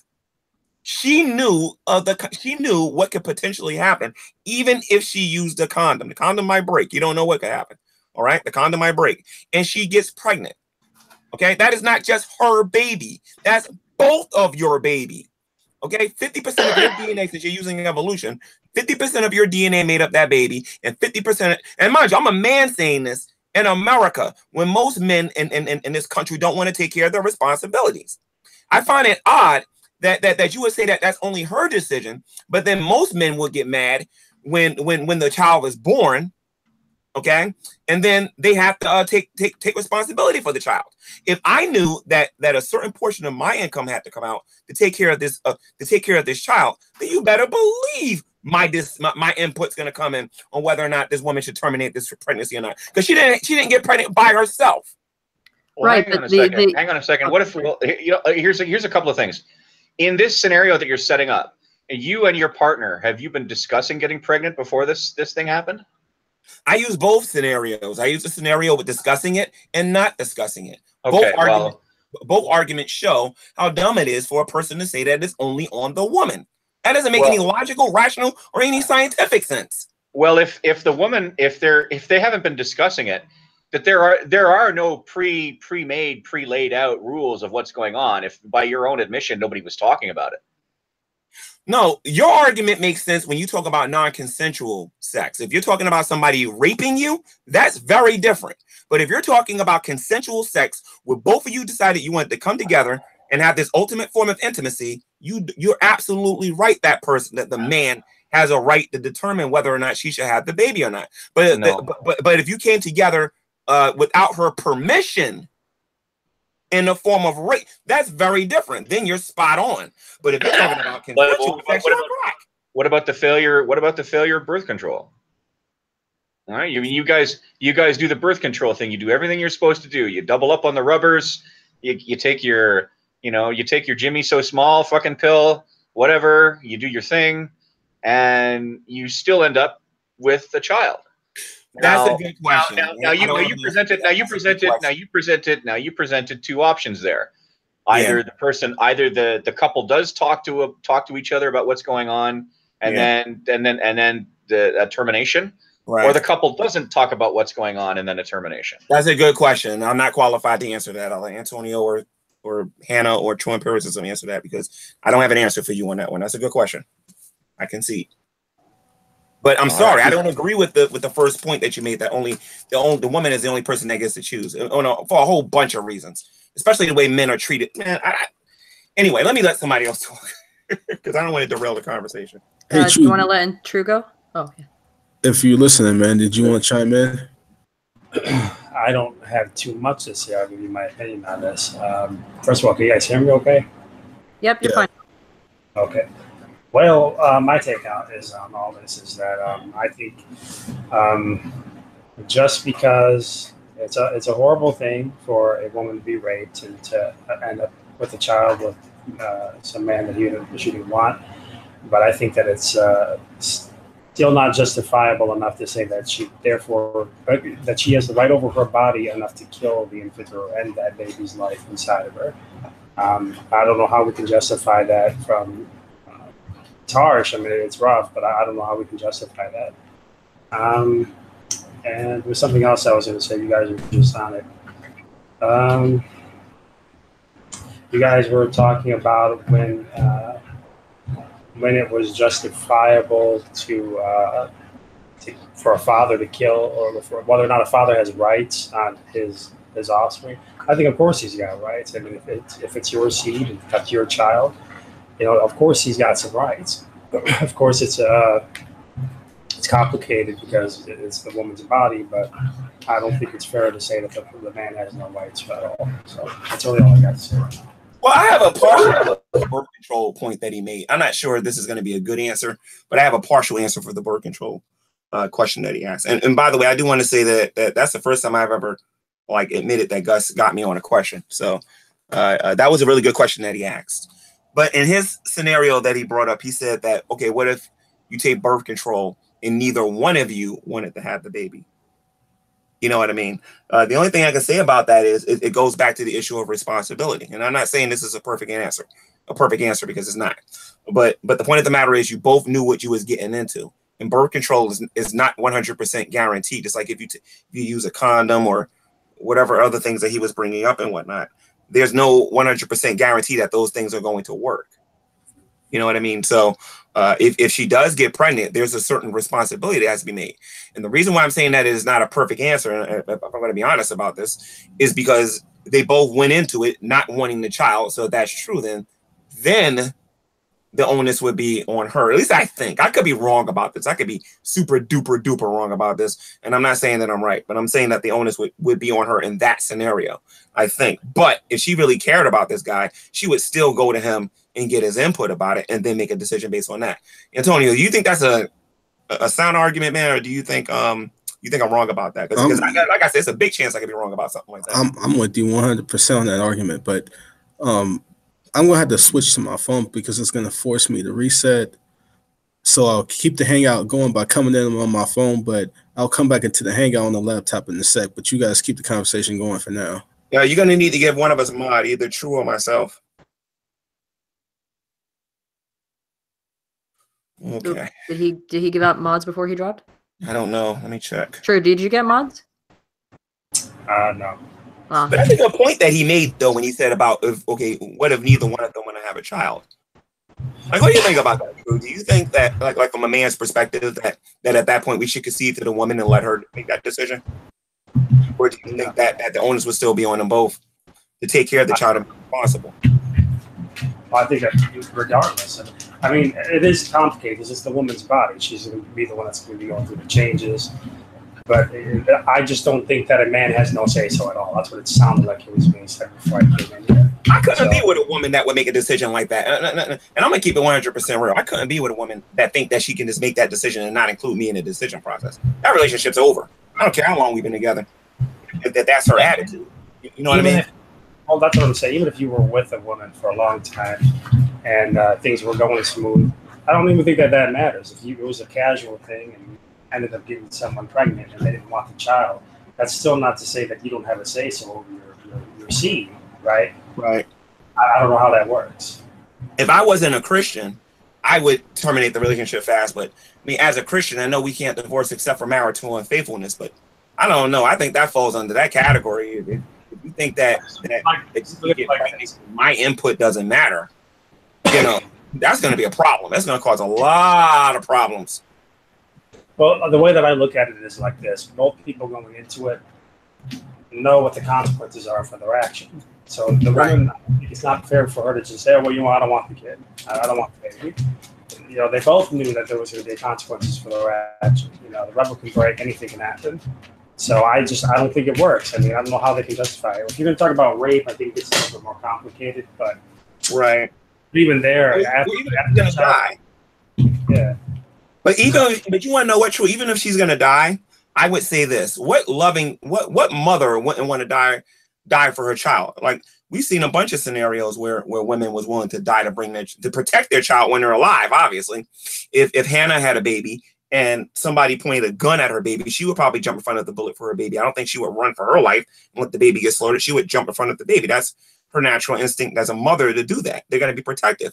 When a cat has kittens, the cat is going to do what the cat can to protect her offspring. This is natural, right? Even from an evolutionary perspective, or from our perspective as theists, right? The rape issue, honestly and truthfully, is the hardest one to deal with. It is not the part of the woman's life is on the line, because most women that are walking today, unless they're just selfish, don't care about anything, most of the time are going to do what they can to make sure that their babies are healthy and well. But I guess something that I would inject. Oh, True, if you wanted to go ahead. Go ahead. Oh, I guess I haven't decided either whether a guy should have a say. So I see Gus's point of view. I haven't made my decision yet. I haven't made up my mind. I guess it's tough and it's complicated. Even from that perspective, not adding scenarios of rape or incest or anything like that. Mainly because the guy, and not to belittle you guys, I'm not saying this as a pejorative or as a knock against anybody, but you can just pump and dump, right? So you have sex and you can leave, and you assume no more risk. Like the man is no longer a part in the biological process that happens, and he can choose to stay, or he can choose to go, or he can choose to be a financial stable and support the women, or choose not to. There's a lot of choices that you guys are having in that matter, because your part in the deed is over. There's no further you can go. And not to say that you wouldn't choose or would choose, but the fact is you have the choice. So for the woman, on the other hand, once she's in that state, once she becomes pregnant, she starts having limited choices, right? She starts now having to assume whether or not she should continue with the pregnancy, which again equals risk. You don't know if the pregnancy is going to be 100% great, everything's good or not, and you don't really find out until you're right into it, right deep into the middle of your pregnancy or late in the pregnancy. So I see what you guys are saying, I do, and I feel for you, and it's like shit, it's tough. But also for the woman, it's like, well, it's a traumatic experience physically. It's an emotionally traumatic experience. So many things are happening emotionally, physically, psychologically. I can't say that, having a guy's perspective, a guy being able to just say, hey, listen, no, I want the baby. Well, okay, that'd be great if I can be like a seahorse and just, pass off, open my guts and just pass off the children to you. But that doesn't really happen. So it's like asking if I burn myself, if I burn myself on a stove or something. And from a male, from a male perspective, if the man can't have any say on whether or not you're going to have the child, then I believe the person that's making that argument should also make the argument that we don't have to take care of the child. If we're not gonna be involved in the in the decision making of whether or not you're gonna have this child, then laws need to be made where the man doesn't have to take care of the child. You understand what I'm saying? We have to be. That's the whole point, right? Because it's a responsibility from day one, right? And that has to be one of the choices. If you make the decision, if a woman consciously makes a decision and says that a man does not have the right to choose whether or not she can have this baby or not, then by law it should be also said that men don't have to take care of these children when they're born. Because here's the thing: if you didn't want me part of the process to begin with, you shouldn't have sex with me. That's number one. You shouldn't have lied to me and say you love me. Okay, you shouldn't say you wanted to have my child, then you get pregnant, and then you don't want to have the child. Stuff like that. I'm telling you, that's why we got crimes in America now. Because some guys would just shake it off and say, you know what, I support you. You got that little 1 or 2% of the men, the deadbeats, and the dogs out there that do that. Then you got some other guys that strangle you to death for saying something like that. Exactly. You know what I mean? If we're being realistic, right? Exactly. If the guy leaves, you know, he's the worst person on earth. He's a deadbeat. Right. If a mother gets an abortion, she's pro-choice. But that's exactly the problem we're running into, right? So it's a matter of also responsibility. So if the guy, you know, a lot of the reasons why there are deadbeats, you know, deadbeat dads and whatever, is because they don't want to have the financial burden. They don't want to be there emotionally. They don't want to be supportive. They don't like the woman anymore, or they never had like a real serious attitude in having a child with the person. So there's quite a few factors in that. But, you know, just giving that guy the choice then suspends, you know, the woman's ability to say whether or not she would want that choice, if that makes sense. Well, how much of a choice does he have? Like, are you saying that if he says it, then it's final, or are you saying that you love him so much, you care about him so much? I mean, you gave your body to him, for crying out loud, that you love him so much and you care about him so much that his input is important in your final say. I mean, that's an important point. No, that's an important point.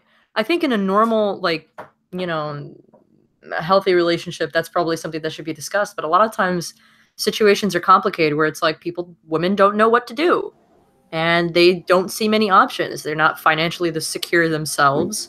They should have thought about that before they had sex. I'm sorry. But I mean, I know about this point. I mean, realistically, you know, if you want to go the abstinence route, feel free to, but you know, that if that's something you really believe in and that, you know, you're firm in that belief, by all means, you're not harming anybody. It's your choice. Go right ahead. But realistically, that's not what happens, right? Like, you know, I hear you with that. It's just that the idea. But you know what is realistic. You could say that you have two people that talk about the issue and say, if this happens, we're going to agree to let this process take its course, take its natural course, and we're going to figure this out together and have this child together if this happens in this situation. And then let's say it actually does happen, and then the woman's having a second thought, she changes her mind, she gets an abortion, and then the father's like, WTF, and he's emotionally distraught over it. That is a very practical real world situation. No, you're right. That does happen, and I'm sure different scenario. Like we could posit a whole plethora of different scenarios where things like that do happen. It's the issue that is difficult is, you know, if it's just some sort of decision you want to make, like a financial decision, like whether we want to buy this house or something, right? Obviously, that would require 50-50 input, right? And then you guys settle and decide, you know, what's the best of both worlds you guys want. What do you want? Like a 2-bedroom, 3-bedroom? Who gives, right? Like, who cares? But in this case, it's a lot more difficult because, again, you know, I'm going to mention this again, but I really think this is a sticking point. You know, one person is assuming all the risk while the other isn't, just biologically speaking. Another issue then becomes, like, should something happen, knock on wood, God forbid something happens, you know, you're still having a single parent scenario. You know, you're still asking for one parent to be the dominant guardian over the child. And who knows if that person's able to take on the responsibility beside, you know, without their partner. You know, it could be just like how it's becoming more and more common in America, where both parents are required to work in order to maintain a certain quality of life. So it's difficult enough as it is, if a single mother decided to carry a child to term and then not have the father's input, or, you know, just get child support or whatever, but still continue to do that, it'd be just as hard on the male side. So you know, I really do get you guys on this point. I'm having a hard time being able to swing one way or the other. Like, if you want fence riding, this is as hard on the fence as I can be, because I would want an ideal situation that both parties were to come to an agreement. But chances are that nobody really talks about that. That's not something that's really discussed. It's kind of just, you know, if it happens, it happens, and then, oh shit, now we have to figure things out, you know. It's usually like the parent, you know, spouses and people who are in marriages or in committed relationships who decide, I'm consciously going to have a kid, or I want to conceive, or I want to adopt, or something. Those arguments are good arguments if those arguments that you're making are valid arguments if a woman has been forcibly get pregnant, like if she's been raped. A consensual relationship where a woman thinks that she's the only person that can make a decision on whether or not she can have a baby or not is ridiculous. I'm sorry. And you know, Hannah, when you get a little bit older, you're gonna understand what I'm talking about. Because if let's say you got married to the man of your dreams, and you wanted to give him a baby, and I know I'm saying the same thing over and over and over again, but you wanted the baby, you got pregnant. 2 weeks into your pregnancy, you decide you don't want to have this baby, and he was all excited about it and whatnot. Like, honestly, what do you think is going to happen to that relationship at that point? But let's play the scenario out though. Let's just do it hypothetically. Let's say 2 weeks into it, for whatever reason, maybe I'm scared or I'm not feeling it anymore. Like, I'm not okay with it anymore. And I have that discussion with my partner. Right. But he's adamant that he wants the child. Right. I'm adamant that I don't. What then? Relationship's over. Well, it doesn't matter what the status of the relationship is, right? Like, we could be divorced, we could be separated, we could be single, you know. In this scenario, the pregnancy is still here. In this scenario, it's a consensual relationship. He wants a baby. You want to give him a baby. You get pregnant, and then you decide for whatever reason you don't want to have this baby. Right. Just stop right there. It's over at that point. Now, if you terminate the baby, like I said, a lot of problems. This is before termination. I know, but I'm saying this is before termination. I let my partner know I'm not feeling it anymore. Now, like, he's immovable in his position, and I'm immovable in my position, but I'm still pregnant. So what happens now? Unfortunately, in that situation, if you want to stay immovable in your stance, then there's nothing he could do about it legally. And then don't worry about legally right now. Don't worry about it right now. What would you guys want? It's going to be over. Relationship's going to be over, and you're going to be shown to be a very selfish person. The relationship doesn't matter. I'm talking about pregnancy. But Hannah, come on. What else can we talk about? You said that he's immovable in his position, and she's immovable in hers.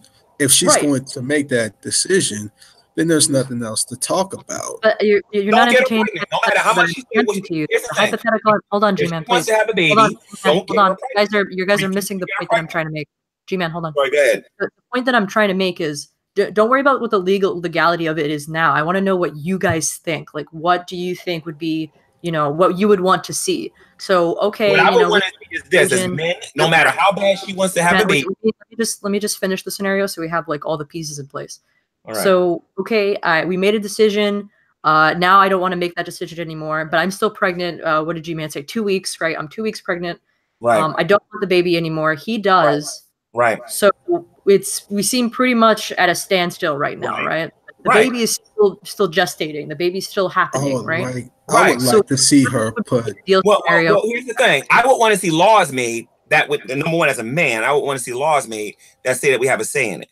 Number two, it's gonna demonstrate you as being a very selfish person at that point.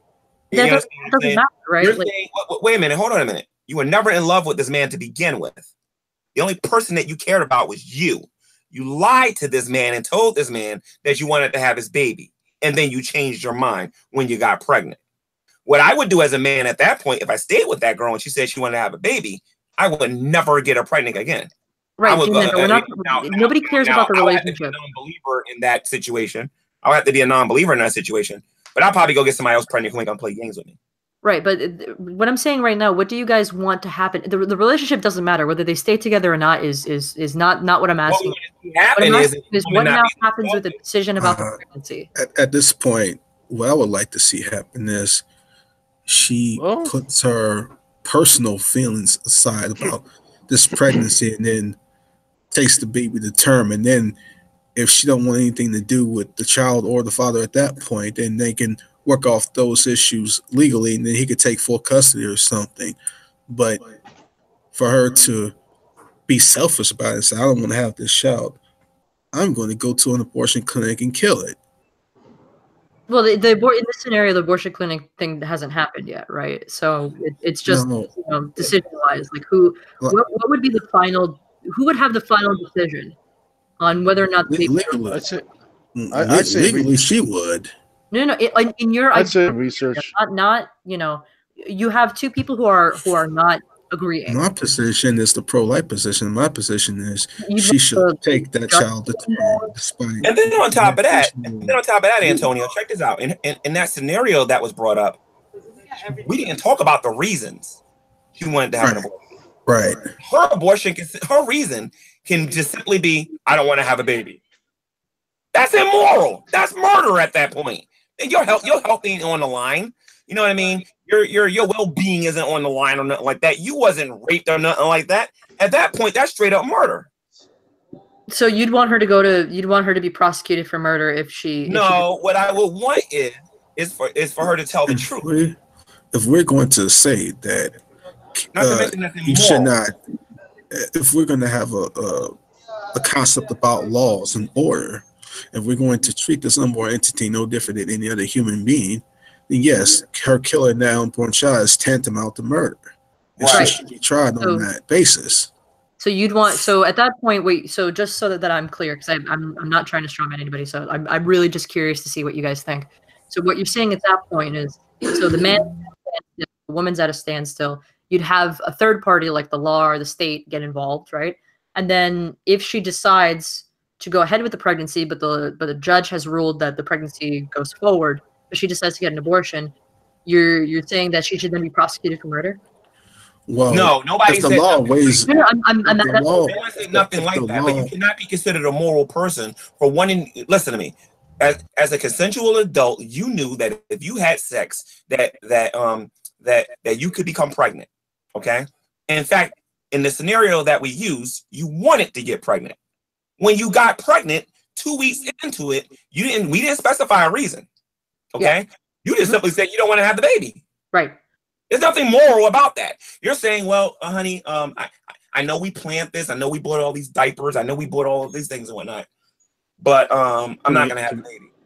Right, which is I guess I'm still not getting an answer. Like, that's immoral. I get that you say it's immoral, but that's not the. Maybe I'm not saying this correctly. Okay. But Hannah, Hannah, the argument makes sense, Hannah. If you it's not an argument. I'm not presenting an argument. I'm asking you your opinion. The scenario that you're coming up with. You're giving me an opinion on what you said before. What I'm asking is to get an abortion, other than the fact that she just changed her mind out of the blue. Right. There's two questions. Right. There's two questions here. What I would like to see happen, what the legal process is. There's two questions. But your ideal legal precedent and what your ideal personal precedent is. Well, my ideal legal precedent is she shouldn't have the right to make that decision anyway, period. But of course, in the real world, the law is on her side and there'll be nothing I could do about it. Right. So you would say that the man, if the man would contest that in court, her choice, that the decision would ultimately go to the man. What would he be able to contest in court? Like, look at so she's made it clear that her intention is to have an abortion. She hasn't had it yet. She's still pregnant. This was a question of morality. The man says, "No, I want you take it to a different level, Hannah. This was a question of morality, okay? And whether or not it made logical sense with the scenario that we brought up, okay? Listen. Okay, you both agreed you both wanted a child. Okay, you both made a conscious decision that you wanted a child. Don't forget that. Right. He gets pregnant. You're both happy. Yep. You both spent money on diapers. You both spent money on all these things to take care of this child. 2 weeks into it, she decides that she wants to terminate the pregnancy. In fact, she goes to the abortion clinic without telling her spouse and get an abortion. Let me ask you. No. In my scenario, she hasn't gone yet. Let me ask you a question. What do you think is going to happen to her when she goes home and tell that to her man? Again, I don't. In this scenario that I'm positing, I don't care what happens between the man and the woman. Whether they stay together, whether they separate, I don't care. In my scenario, the woman is still pregnant. She's made her intentions clear. Her ideal, what she wants is to go to the abortion clinic and to get it taken care of, right? However, the man is saying, no, that's not what I want. I want you to carry my baby to term. So what I'm asking you guys is, in your ideal scenario, from my understanding of what Antonio is saying, and please, feel free to correct me. Like I really want to understand this. So your ideal scenario was that the man would then appeal to a judge, and the judge would then decide, you know what, in the best interest, No, that's not what I'm saying. Rights or the baby's rights. That's not what I'm saying. I'm saying no, not you, G-Man. I'm talking about. Hold not on. That's me. All right. Yeah, I'm not talking about what you said. I'm specifically addressing Antonio because he's closer to what I'm asking for. So, he said that he would appeal to a judge so that they would stay the abortion, right? So that the pregnancy would continue unabated. So in that scenario, would the judge's reasoning happen because he's siding with the male's rights over the unborn child? Or is there something else? Are we appealing to like unborn rights? But here's the issue though. Like if you're looking at what would happen in the real world, I wouldn't have a legal case to begin with. No, I'm not asking. If I'm asking for your ideal. Like if we were to try to go on a legal basis, what would your ideal be? You already gave me the moral one, so I 100% understand you when you say moral. Now I'm asking for the legal. Like what would you legally ideally want? The legal, you already know what my position is on this issue. So I'm going into detail. That should be what the law represents. If she wanted to get an abortion and the law said that, she'd be prosecuted if she were to get that, then that's what should happen. So in that case, is it because the male contested the pregnancy or contested the abortion and therefore the male has rights to the child? Or is it because the unborn has rights that supersede that of the mother's? I'm talking about if you had a world to where she would be prosecuted for getting an abortion, then that's exactly what would happen. It doesn't really matter who you could talk about whether rights supersede one person's or another. You asked for my ideal situation, right? And I'm giving you my ideal situation. Right. Now I'm asking for the justification for that. Prosecuted. Right, and now I'm asking what would the legal justification be? So the legal justification would be because in the scenario that I posited, the male contested the abortion. Because the male contested it, it's why the judge stays the abortion. Or would he simply say to the judge, "Hey, listen, this woman has an idea of getting an abortion. Stop her because the unborn has rights," or what would the reason be? No, it has nothing to do with him contesting anything. It's about the fact that if we treat the unborn like any other human outside the womb, she wouldn't have a right to just kill that person arbitrarily without due process anyway. Okay, so you're saying it's the unborn, and the unborn's rights would be the arbiter in the judge's case. Well, as far as not being killed, yes. Okay, that's actually what I was getting at. So thank you. I was curious to see. Yeah, but I am a little surprised by you, Hannah. Like knowing what I know about you, that you wouldn't look at it from the man's perspective. Oh no, I do. That's why I'm not providing an argument. I'm simply asking. Yeah, it's the same thing.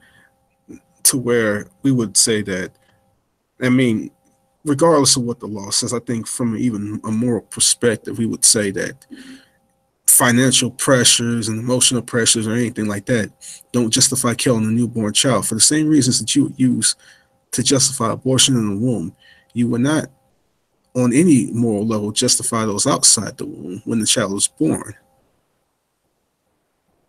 Right, but I guess in that case, that's why I'm asking for what the justification would have been, because when you're talking about a baby outside of the womb, right, one who has already by definition been born, right? There's no physical requirement on the mother anymore besides breastfeeding if she chooses to. And I know for some reason, I don't know why, but a lot of women are choosing not to breastfeed. They're choosing some alternative. I don't know why, but it doesn't matter. So, outside of the biological necessity, right, the child can survive on its own, right? Survive, outside of the biological necessity of the mother. Then, obviously, then we get into a different case scenario, right? Now we're talking about a being in and of itself. But prior to birth, it is not a being in and of itself. It is directly relational to the mother, right? So 50% comes from the father, 50% comes from the mother, but it gestates within the mother, right? Uh-huh. So it provides the nutrients and through the placenta, oxygen, all the good stuff, right? Uh-huh. So nothing outside of the mother, nothing outside of the womb, excuse me, can impact. But here's the issue, though. From Well, a it's an artificial womb, right? You can't just like scoop him out and then put him in a plastic bag and he's gonna do it on his own. So I guess that's why now you have like a conflict where you guys are trying to figure out, or we should figure out as a society, we should figure out when do rights apply? Like when do we decide that, you know, a baby has the rights of a human being or not? But here's the problem. From a consistency standpoint, you could say that a woman is carrying those massive emotional pressures and physical pressures and things like that when she's in the pregnancy gestational periods from conception to birth, if she goes through all those stages. Okay, but the problem with that is her, at least her emotional pressures don't end after that. So from a consistency standpoint, I think what society is doing now is that they're saying, well, she's going through all this during pregnancy, and now here's the child born. Her emotional pressures and things like that don't end. So they're saying, okay, since that stuff doesn't end, there should still be a level of responsibility. After she went through all that and brought the child into the world, and she still wants to be a mother, there should be a responsibility from the father. And if he wants to shirk his responsibility, then he's held legally liable and responsible. That's why in many cases, women get awarded child support and custody and things like this. From a consistent standpoint, that makes sense. I don't think from a logical standpoint that makes sense, because if she should be able to get the choice to terminate, then the father should be able to just walk away if he wants to. But that's not how they see it. They see it as a woman is dealt with all these emotional pressures, but her emotional pressures aren't over when the child is born. So why does the father just get to simply walk away? More often than not, he doesn't. Well, a lot of the times he does, though. Like I'm not going to give an arbitrary number because I don't have those stats on hand, but I do know there's a significant portion of fathers, you know, males who have children out there who either don't know they have children out there. The mother simply, you know, succeeded in being a parent solo without any financial help. And there are some cases where the dad just pieces out, right? Like just either fake name or just, you know, just right? And you know, it's difficult for legal prosecution when he moves states or you don't have information. Like the mother really has to be like a mini detective if the father decides to leave, because it's and this is not shitting on guys, this is simply how it is. It really is quite easy for the guy, if he's, you know, even somewhat cognizant of the risk, to dip and not have a legal consequence, right? Because he just simply needs to ghost her, you know, give her as little information as possible, and then that's it. Like there's no legal ramifications. But do you think it's right that he's seen as a crappy father? And I would come from the position that he is a piece of crap for leaving her and that child behind. I think every man needs to be a man to handle their responsibilities. But in that same vein, I think women need to handle their responsibilities. I think, you know, both parties should be there for the child before and after. Parents as a whole should handle their responsibilities when children are conceived. But don't you think it's wrong? I think the law should be changed. That the man is just a piece of crap for walking away. But I think the law should be changed because of that, though. Right. If they're going to argue that the woman should be the only person that makes a decision, then men should no longer be obligated to take care of the child no more. Because if that was her decisions from day one, then it has to be her decision for the rest of her life, not mine. But then you're a sperm donor at that point. Yeah. And going off that point, don't you think it's wrong for them to say, well, he's a piece of crap dad because he left this mother and her child behind to do whatever? But she's championing as being pro-choice if she, you know, terminates her pregnancy and the child's gone. But that's don't you think that's wrong? That seems to be a double standard to me. But that's the thing. This is a pro-life, pro-choice issue. This is across both of our spectrums. So if she's pro-choice, she has the option to abstain from all responsibilities. The guy isn't a piece of crap because there's nothing to be a piece of crap about. There's no financial responsibility at that point on the man or the woman. You know, at that point, you know, Planned Parenthood, they typically work within your income and the income of the one who's going to the clinic. No, So if she brings the child into the world and he just walks away, he's looked at as a piece of crap. right, but that's the same issue you would have pro-life is the point that I'm trying to get at. Let's say this does happen, but she refuses to take any other option other than carrying the pregnancy to term. You have the same problem. There's no difference between mine and you know. Well, this is why I'm saying that it's a responsibility on both parents.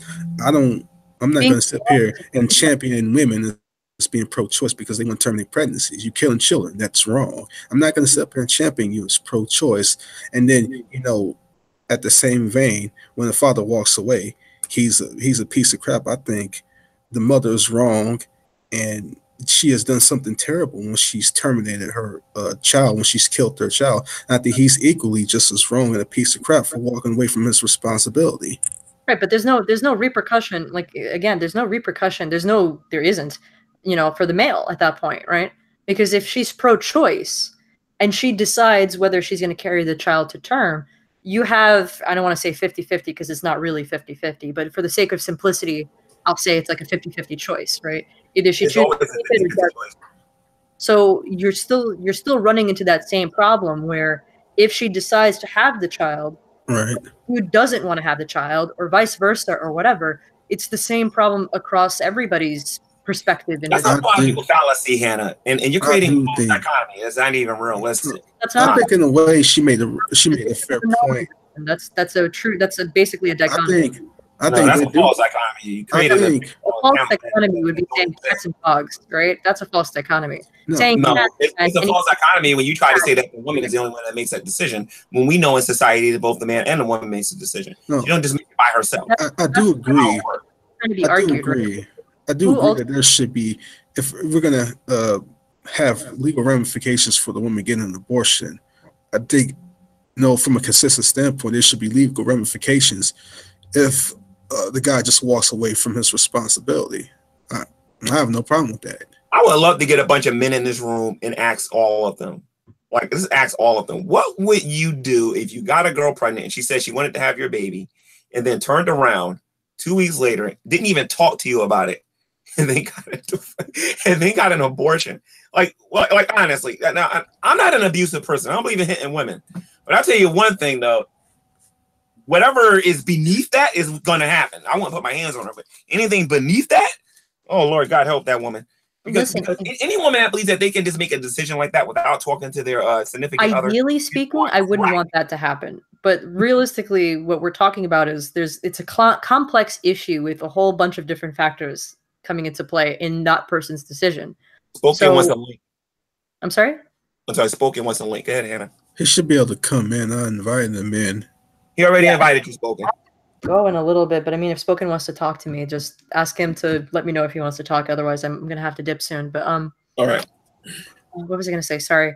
So the point that I'm trying to make is, for something like that, I don't like this system where a woman, the mother by default gets the child, right? I want it to be a merit-based system. I want it, if you want the child, man, woman, I don't care. I want you to prove to a court, to a judge, that you are the parent to have for that child. I don't care if it's the male or the female. In that sense, you guys are right. It shouldn't be just deadbeat dad and then that's it if the court decides to rule against you. However, if we're talking about something that's a little bit more, before we get to that point, right, before the baby's born, we're talking about decisions were made and then you're a human being, you decide to unmake that decision or you decide to change your mind. Where do we stand as a society where we say, listen, you have no right to change your mind? That's difficult because as much as I would agree, and I do agree that you guys do have a right to say something, I don't know how far that right goes, right? Because just like Antonio said before, ultimately it's within her body, right? Whether you want to say it is her body or it's within her body or whatever, the point is that she's ultimately carrying the child.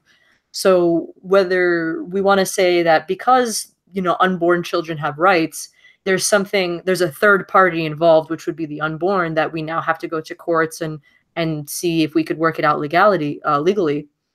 I don't know if it's that equal of a relationship that it should be like 50-50 woman and man get a say on what's happening with the baby.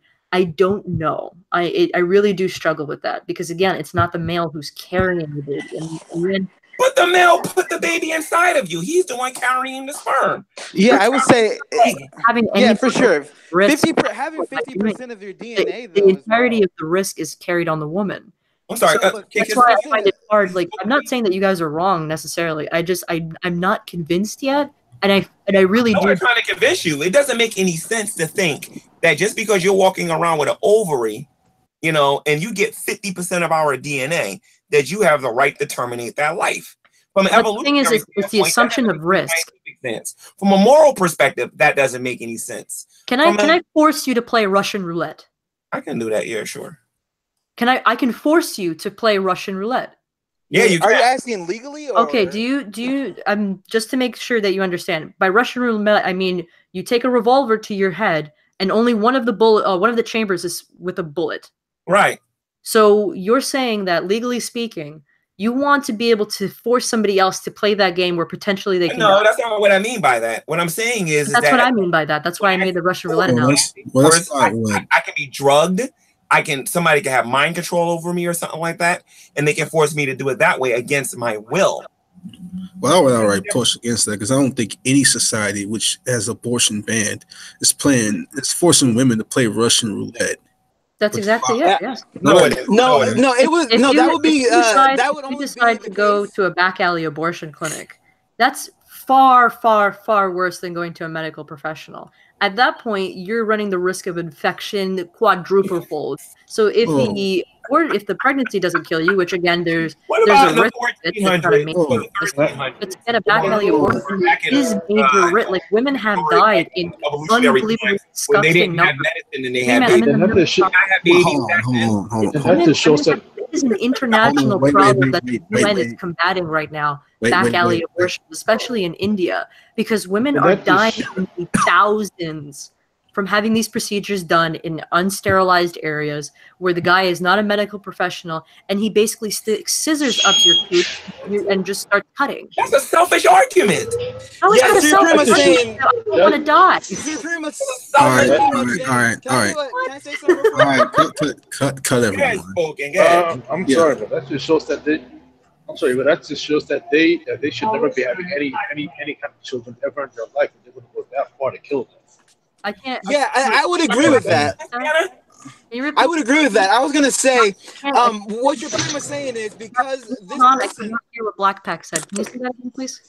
No. Spoken was speaking. He said, no. Black Pack just go ahead. Let Black Pack now go ahead. Cut. What Black Pack said is that if they would go that far to kill their child, then they shouldn't be having children to begin with. And I see where he was going with that. Now he's trying to spoken. Like never would I have a child with the female who would go that far. Is it just me? But I'm really struggling to hear you right now, Black Pack. I'm sorry. No, I can hear him. He said like why would it be something anyone would want to do to go that far to kill her child, even if it meant her going to a back alley abortionist to where it's going to be a lot more unsafe for her to go through that procedure. If she wants to go that far to kill her child, then she should. Right? She hates her child. Like she hates her child that much. She should go that far. In my opinion, they should be blacklisted. Seriously. It has nothing to do with hate. It has absolutely nothing to do with hate. It has, especially in India, rapes and underage prostitution brothels happen where basically you're kidnapped and you're forced to work in these brothels where men of every age comes and uses you as they wish.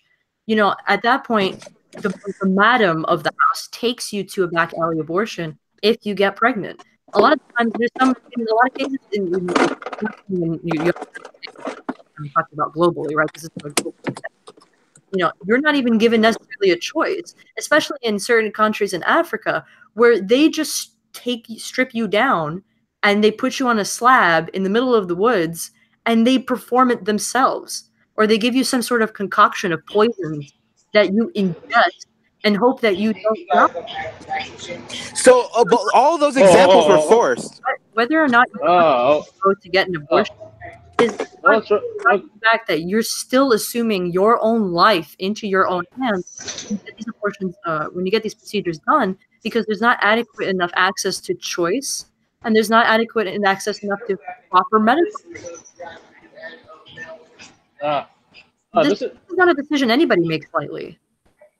Or unless there's like, you know, there's some people I know that in the United States decide that, you know, somehow getting an abortion is the equivalent of I find personally disgusting, but the majority. I'm sorry that happens to them, but that still doesn't justify killing a child. But that's where the argument is, right? Like, so how do we decide when? Well, you know, I don't really want to go into the child thing because I can argue that it's not a child; it is a child. That's fine. How do you decide like when it's worth it and when it's not? Right? Is it because is it the term not matter, or the women's rights not matter? You know, like it's complicated. You don't decide. That's not a decision no human being should be making. None of us have to have the authority to play God. You can't just go around and take another human's life. Come on. I absolutely agree with that. I can't we have no right to go around deciding other people's lives. Is that what you said? I'm sorry. Unless a criminal is purposely prosecuted in a way that is legally, you can legally end their life. Those are the only people in society whose lives we choose to end on purpose. The criminals who have done things, heinous crimes. What you're talking about doing is ending the life, which scientists agree unanimously across the board. We can bring up plenty of sites that human life begins at conception. I'm not saying animal life. I'm saying human life specifically begins at conception. So you're saying, well, I'm still talking, Hannah. So what you're saying is, I seriously cannot hear a word you're saying. Like, I just see that the thing around your avatar. That's all I know. I can hear you. Spoken for me when he's done. All right, so yeah, but pretty much what I'm saying is, what you're saying is we want to have a society that allows you to kill more people than people who simply or who deserve to be killed, like people who've done horrible crimes. You want to kill innocent people, and our society doesn't do that. Antonio, I caught like a quarter of the last sentence. Can you repeat what Spoken said? I think he's just talking about you putting the unborn to the balance of being one of the people that shouldn't be killed, because in our society, we generally don't justify the killing of innocent people. And basically, if you put the unborn into that context, then what kind of society are we? I mean, we justify killing innocent people all the time. I mean, so that's not really an argument, but not on a legal level. Not on a legal level. You know, no. That one I really empathize with. That's one I struggle with. So if we want to talk about, when like I come up to just some random stranger, shoot them in the face, dead. When do we justify something like that in our society? Didn't say that we do on an individual basis here. I'm saying when we allow our government to make decisions on our behalf, we are implicitly involved in the killing of innocent people across the world. We selfishly go against our interests, go against humanitarian interests all the time. So that's a good reason to start killing other innocent people. Passively involved or passively involved. It still happens. I mean, our selfishness in commerce actually kills people in Zimbabwe all the time. Because whether it's for gold or whether it's for the parts that make your iPhone. Because we often do and act in flawed ways, given our flawed human character. That doesn't make it okay to just kill any and everybody for any reason we choose. Listen, I didn't say it did. I get your point with what you're bringing up, Hannah. I get your point there, and I agree that's also terrible. What did Black say? It's your mics, man. Like two people in the room, I can't hear it all. What's Hannah, I think you need new headphones. Dude, I heard that. I heard that just fine. So clearly it's you. But go ahead, as Blackback, what did you?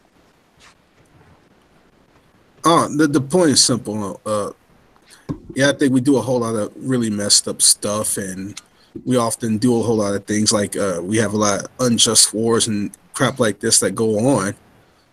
But yeah, we're flawed human beings, and we do sick crap like this all the time. But I'm not going to make that bridge and make that jump and say, okay, we do this. Therefore, something like abortion is okay, or something like No, kill.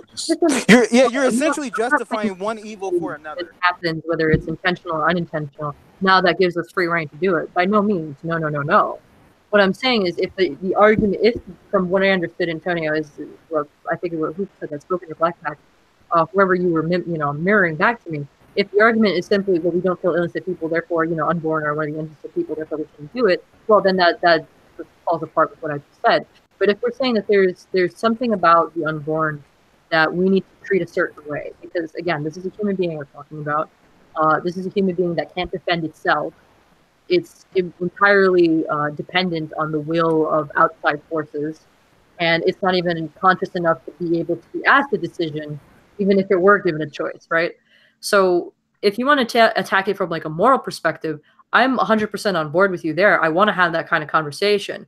But if we're just saying, well, it's murder because it's murder, well, now you're just moving into like a legalistic aspect and how we define murder and justified or whatever. And I don't really think that that's the conversation we should be having, because immediately when you say murder, you're telling me that we're unjustifiably killing a person, right? Like a conscious living entity that has important rights by being born in this country or by virtue of it being human. And I can agree with you to a certain respect on a evolutionary basis. There are biological facts about us that make us more inclined to protect life, given that we're social creatures, than there is against it. Otherwise, we wouldn't have proliferated as far as we have. I could agree to those biological facts. Those are in almost innate in us, right? So that's fine. But if we're talking about just on a legalistic aspect, like conflating murder with abortion, then like we're not really having the same kind of conversation then. Well, then that would just go to where you want to lean. Do you want to lean to a moral conversation and saying that the moral framework we're coming from should be reflected in the law, or do you just want to just focus on the legalistic aspect? No, I would rather have. I think the crux of this debate of this issue comes from a moral aspect, right? Like the legality can always be changed. Like we evolve over time to figure out where we want to stand, right? Like what the society chooses to allow and disallow, right? So chances are in 20 years we're going to be having a different conversation, right? So I'm not too worried about what the current legal aspects are. It's probably going to change. That's fine. But when it comes to the moral aspect, that's what decides almost everything else, right? That's how, we abolished slavery. That's how we got equal rights for men and women and Black people and Asians and all that. The moral aspect is the fundamental cornerstone of all of that. So that's where I want to go, because that's the part where you guys can sway me. And you don't have to do it on a religious basis at all. It's because I personally have that sort of struggle where it's like, I get where the woman's coming from, but I also have a problem with the fact that, yes, it is a person. Well, my thing is against the pro-choice position, and this is one of the things I mentioned in Hangout with Drag, was that I don't see how you can avoid the inevitable slippery slope to, if you take a number of different arguments, like they said, a woman has, maybe she's not emotionally ready, or maybe she's not financially ready. Like, just by any argument you can give to justify abortion, none of these arguments we would use to justify the killing of unborn children. Not one. You won't say it's just because you can't afford it, you get to kill your newborn child. You can't say, right? But why? What? But why? Like, what? I get that you said that, and I'm hearing it, but I'm asking, like, why? What's the cornerstone fundamental idea that's making us decide yes to this, no to that, no to the other thing, yes to that?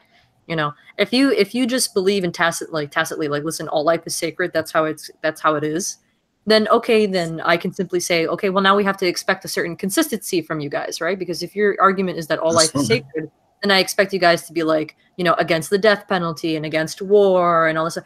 And and I'm not saying that you need to be, by the way. I'm simply saying, like, those are the kind of arguments you would expect. That's not. Can I actually give a response as well? Sure, go ahead, Spoken.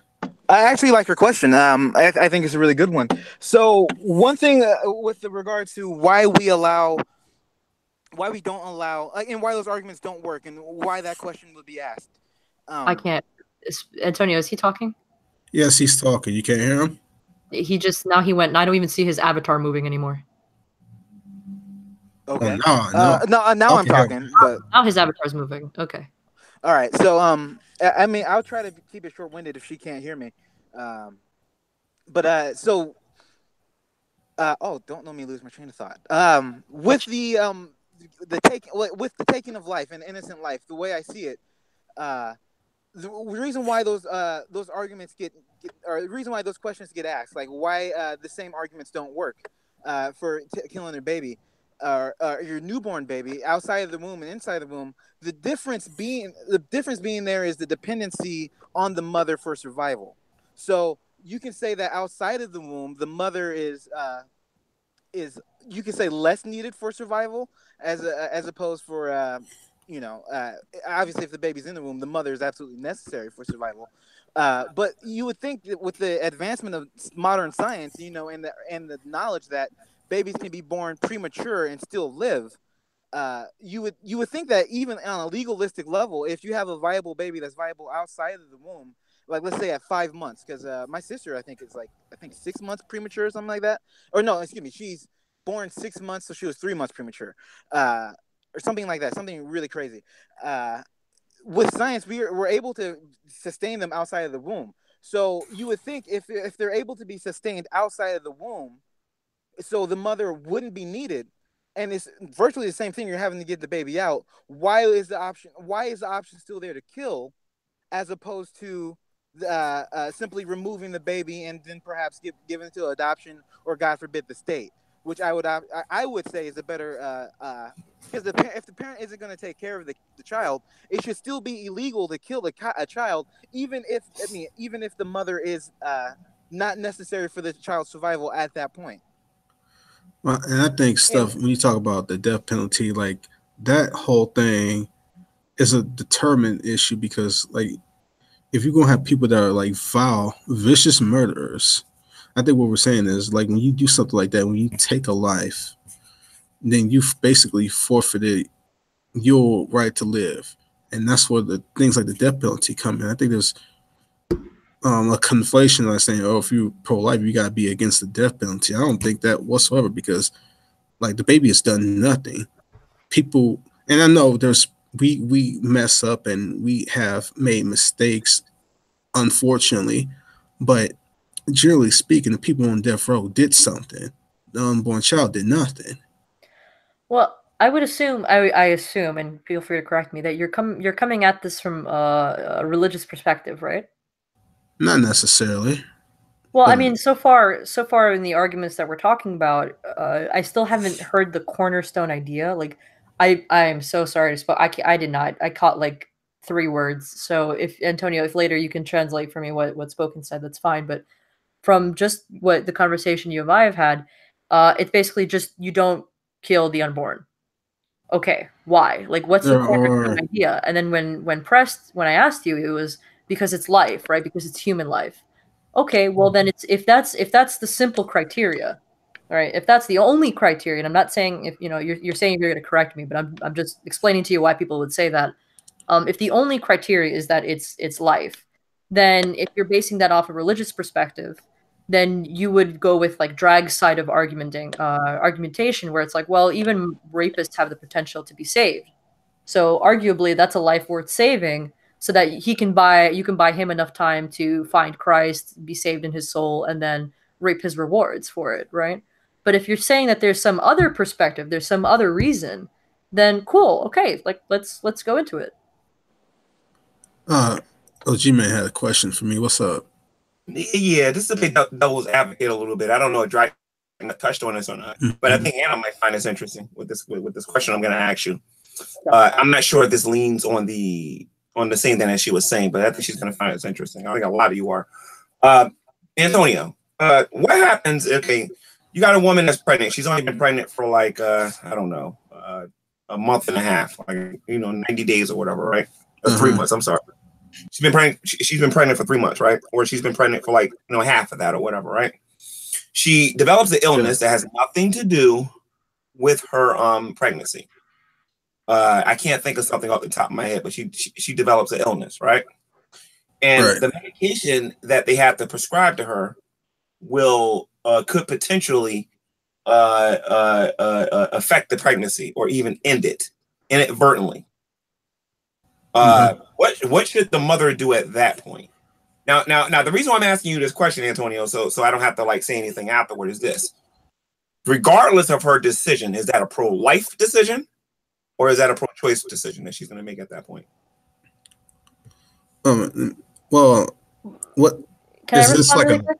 Is this No, like? no, I want to hear Antonio's on this one because me and Antonio are both pro-lifers, but something like that will be difficult because she has an illness outside of her pregnancy, and the medicine that they would prescribe to her or the procedure that they would give her would terminate the pregnancy. What decision should she make? Well, I think in that particular situation, I mean, if she has a disease that has nothing to do with her pregnancy, she has a disease that is more than likely going to terminate her child anyway. Probably, that's more than likely going to have an issue, not just her but her child too. And if their honest medical opinion that she needs this, I mean, here's the thing: because if this disease going to be something that can possibly kill her? Is this disease something that could possibly affect her unborn child too? I mean, it depends on the nature of the disease. What do they think about the disease? But if she made a decision to treat the disease and it terminated the pregnancy, would that woman then be pro-choice at that point? Would she be pro-life? Because I could argue that she would be pro-life, but in that situation, you know, she had to like deal with the illness, and if she didn't, she would be suicidal at that point. Like, you think I'm wrong with that, or? I think if it's a disease that would not like have any would not kill her in the immediate sense, and it wouldn't have any adverse effects on her unborn, I think if she were to take medicine that didn't kill her child, I think she would be wrong for doing that. If it's a disease that could like threaten her life, then both her and the child is going to more than likely die. And in that case, that's an unavoidable situation. What they call in those situations is the principal double effect, and which means it's better to save one life than to lose two. If in their honest and most observed medical opinion that this is that involve a disease and it could possibly kill the both of them, then you have to err on the side of saving her life in that circumstance. So in that situation, is she pro-choice or is she pro-life at that point? And that's in that situation, I don't even think you can frame it in terms of pro-life and pro-choice in that situation. I think in that situation, if it's a matter of her and the child that could both die, then she has every right to keep living. She has every right to take whatever she needs to survive. So I don't think that would make her pro-life or pro-choice necessarily. I kind of agree with Antonio here. I don't think it would in this point. Like, let's say this person would be, you know, in thought pro-choice or in pro-life. You know what I mean? You could argue that she doesn't really have a choice in that if she leaves this disease untreated, she may die, and you know, and like that wouldn't, or you know, at least untreated. You know, I mean, you know, you could argue that she doesn't really have a choice, because of simply the circumstances that life gave her, and that, you know, if that disease wasn't there, would that baby be brought to term? The answer would be yes, right? Because if she didn't have the disease, and if the treatment didn't happen to also kill the baby, you would say that, that mom would probably say, yeah, I would bring my baby to term and have a baby at that point. So at that point, it's not really a matter of choice. Whereas, you know, when people say they're pro-choice, they pro-choice in today's day and age means that you can choose even if you have no reason. So it's just like, I got pregnant, and I simply, like, this could actually, I don't see where this would be illegal. Perhaps it would, but I think with today's law, you could simply say, I simply like to kill babies in the womb, and they wouldn't be able to stop you from having an abortion because it would be your choice regardless. If someone can correct me and say that is wrong, I would be at least thankful. But it's the way according to the law as I know it, you could for a reason. Like for instance, I believe Florida is a state where you have to give a reason. It's one of those states. There are states where when you get an abortion for medical reasons, you have to give a reason why, and that reason can be anything. It could even be no reason. But I see no law against you saying I simply like to kill babies in the womb. That's like how I get off. And yeah, those are situations that, well, not necessarily a disease situation, but there are situations to where the mother's life and the baby's life is in the balance. And if the mother dies, naturally the baby's going to die too. And that happens in a lot of ectopic pregnancy situations. But prior to the changing of the abortion laws in Ireland, they had standards to where they could address ectopic pregnancy situations. Despite their long-time anti-abortion stance, those laws did not prohibit addressing life-threatening situations like those. So, again, this goes back to what I said earlier. I think it's a bad dichotomy or false dichotomy to say either you're for like the mother's life, or either you support abortion or you're against the mother's life. I think that's a false dichotomy to make. I think you can do both at the same time. You can still be against abortion. Yeah, if circumstances like those arise, have standards to permit putting her life as the priority, because her life has to be the priority, because if they're both going to die, then losing two lives is worse than at least saving one. So her life has to be. In fact, it's basically at the point to where there's nothing they can do for her child. So saving her life is the primary concern. Hey, Hannah, do you agree with that, Hannah, or do you with the scenario that I brought up, or do you have a different opinion about it? Well, I have a different opinion, sure. So you're basically saying in that scenario, would she be considered pro-life or pro-choice, right? Yeah, I don't think that's a pro-life, pro-choice question in only that circumstance. I mean, how she actually thinks about it is up to her, knowing her. But I don't think, whatever your position is, you can frame that in terms of pro-life and pro-choice. So that's how I see that situation. That's the nature of the question you're asking me, right, G-Man? Yeah, basically, I'm asking in that scenario, is it a pro-life or a pro-choice situation in that point? Because if the woman has an illness outside of the pregnancy and it needs to be treated, and that treatment would terminate the pregnancy, you know what I mean? Yeah, I mean, these kind of decisions are made all the time, and what you got to understand is, I agree with Antonio to an extent that this isn't necessarily a pro-life or pro-choice issue, but if you were to like put me up to the wall and ask me my opinion, I would argue it would be a choice. If the mother chooses to, because there are people who do make the decision not to take medication that they need. I think it's like antipsychotics or schizophrenic medications, not necessarily life-threatening, but depending on how severe the schizophrenia might be, you know, there is certain risks that are associated with that they choose to skip medications like that in order to carry their baby to term, right? And then continue the medication, you know, once everything's kind of settled. So at that point, it's a choice on the mother's part, like whether they feel like they can balance, that they can be in balance, whether it's you know, a disease that doesn't carry a death sentence, whether they can balance not taking risking the symptoms, whatever those symptoms may be, with the life of the child that they want to carry to term. And again, this is the assumption that they want to carry it to term, versus, you know what, this is one of those scenarios where I don't think I can handle the symptoms, or I don't think that the risks outweigh the benefit, because I can always, you know, get treatment for this disease or this illness or whatever, and have another child in the future where this isn't a problem. So at that point, I would say that it's the mother's choice. I do think in cases like those. Sorry, quickly, Antonio. Yeah. So I really do have to go now. I pushed myself a little bit further than I should have, but I really do have to go. But thank you guys so much for the discussion. Like, I actually do enjoy talking to you about this, and I enjoyed everybody's input. So I hope, you know, you have this more frequently, at least, you know, hangouts, not necessarily on this topic, but hangouts in general. So again, thanks. I'm gonna try. Everybody. Thanks for dropping by. Appreciate it. Have a good night. But again, addressing the point that G-Man brought up, I I think it's a good question, but I don't really see how it's possible to frame the situation in terms of pro-life or pro-choice.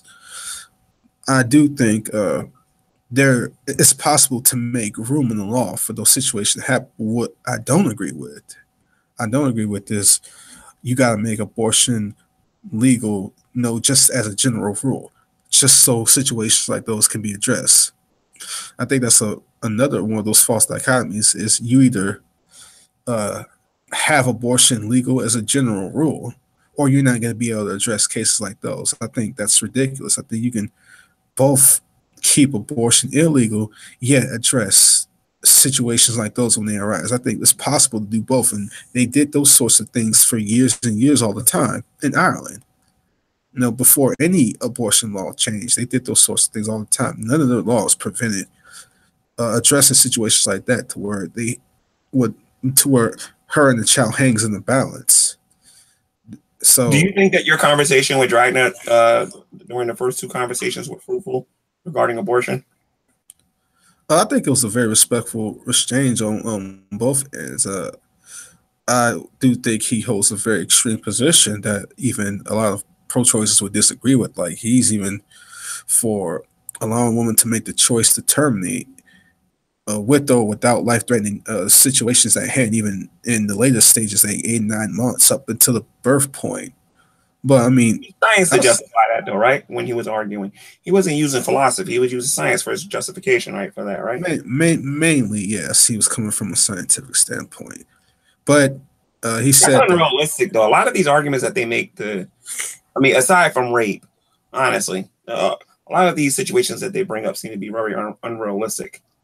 Well, yeah, but also he factored into a legalistic standpoint, because he felt like if you were to forbid legal abortions in those circumstances, then it'd be a danger of government overreach, which I don't agree with. I think an easy case can be made to say that being against abortion does not equate to government overreach. I think an easy case can be made against that, but that's just how he framed it. But as far as the general discussion between us, I think it went quite well, and it was respectful. He was very, very respectful on this end, so I appreciated that. Having said that, I think there still was a ton of problems in his position. Like, I don't really see how you can not justify killing a newborn child if you're going to say that it's okay for a woman to terminate up until the birth point. Like, there's no real difference at that point between an 8.5-month unborn child and a newborn. There's no real difference. You're dealing with a fully viable entity that has awareness and cognitive faculties, all sorts of stuff. But you're going to say that just because a child is born, it's all of a sudden different. If you're going to push it to that point, then how is it any really? There's no real difference. Just because the child is unborn doesn't mean a thing. You're dealing with the exact same sort of entity. It's just inside of her body. I don't get why it's magically a different story once the child escapes her womb. I don't see how that factors in at all. In fact, you had people like Peter Singer. I can't remember the point, but it was a substantial point after the child was born. He even says that abortion, or what we would call infanticide, is even justified. He gets even more extreme than that. So, but looking from where Dragnet was arguing from and factoring the Peter Singer stance, I think it's a very consistent position. If you're going to push it that far, I don't see how it's all of a sudden not consistent and wrong to argue that you could kill a newborn. I think you can make a very consistent position to link with Dragnet's position. I don't think just because the child is born, and that magically gives the child rights or something, or that magically means you could. I think that's just the danger of pro-choice arguments in general. Like, I don't see how you can avoid the inevitable logical slippery slope to not justify killing newborn children. If you justify them killing them in the womb, I don't think you can avoid it. And that's one of the main problems I have with the pro-choice position. I apologize, Antonio. I didn't get all of that because I was going back and forth in your live chat, man. There's some stuff being said there. Like, are you looking at your live chat right now? I wasn't, but let's see. Yeah, there's some stuff being said there. That anyway, I'll address that some other day. I ain't doing that now, but. Well, I'll tell you what, if you want to talk about this some more, we could talk about it off air because my time is about to run out and the library's about to close real soon. Gotcha. Can I briefly say something out loud about the live chat though? Sure, you got a minute before I have to close it. Go ahead. I appreciate it. Before I get to the live chat, everyone who doesn't know Jesus Christ as your Lord and Savior, you need to repent of your sins and come to Christ. Now, as far as the live chat goes, the Holocaust did happen. Maybe all of it wasn't done exactly as the government has said, and we can talk about that. But Holocaust did happen, and the Jews that are living in Israel are the Jews. I wouldn't say all of them are, but the vast majority of them are Jews. And we can talk about that sometime in the future. Maybe I'll do a Google Hangout on it, on Marked by God or G-Man versus the Black Hebrew Israelites. That's an argument that they would make, but I know the Truth Movement makes those arguments as well. Anyway, I'm done. Amen. And yeah, all y'all need to come to Jesus Christ before it's too late. That's the bottom line. Get saved and don't wait. But that's the end of this hangout. I appreciate the panel, G-Man, Spoken True, and Hannah, and everybody else, Gus. See you guys later.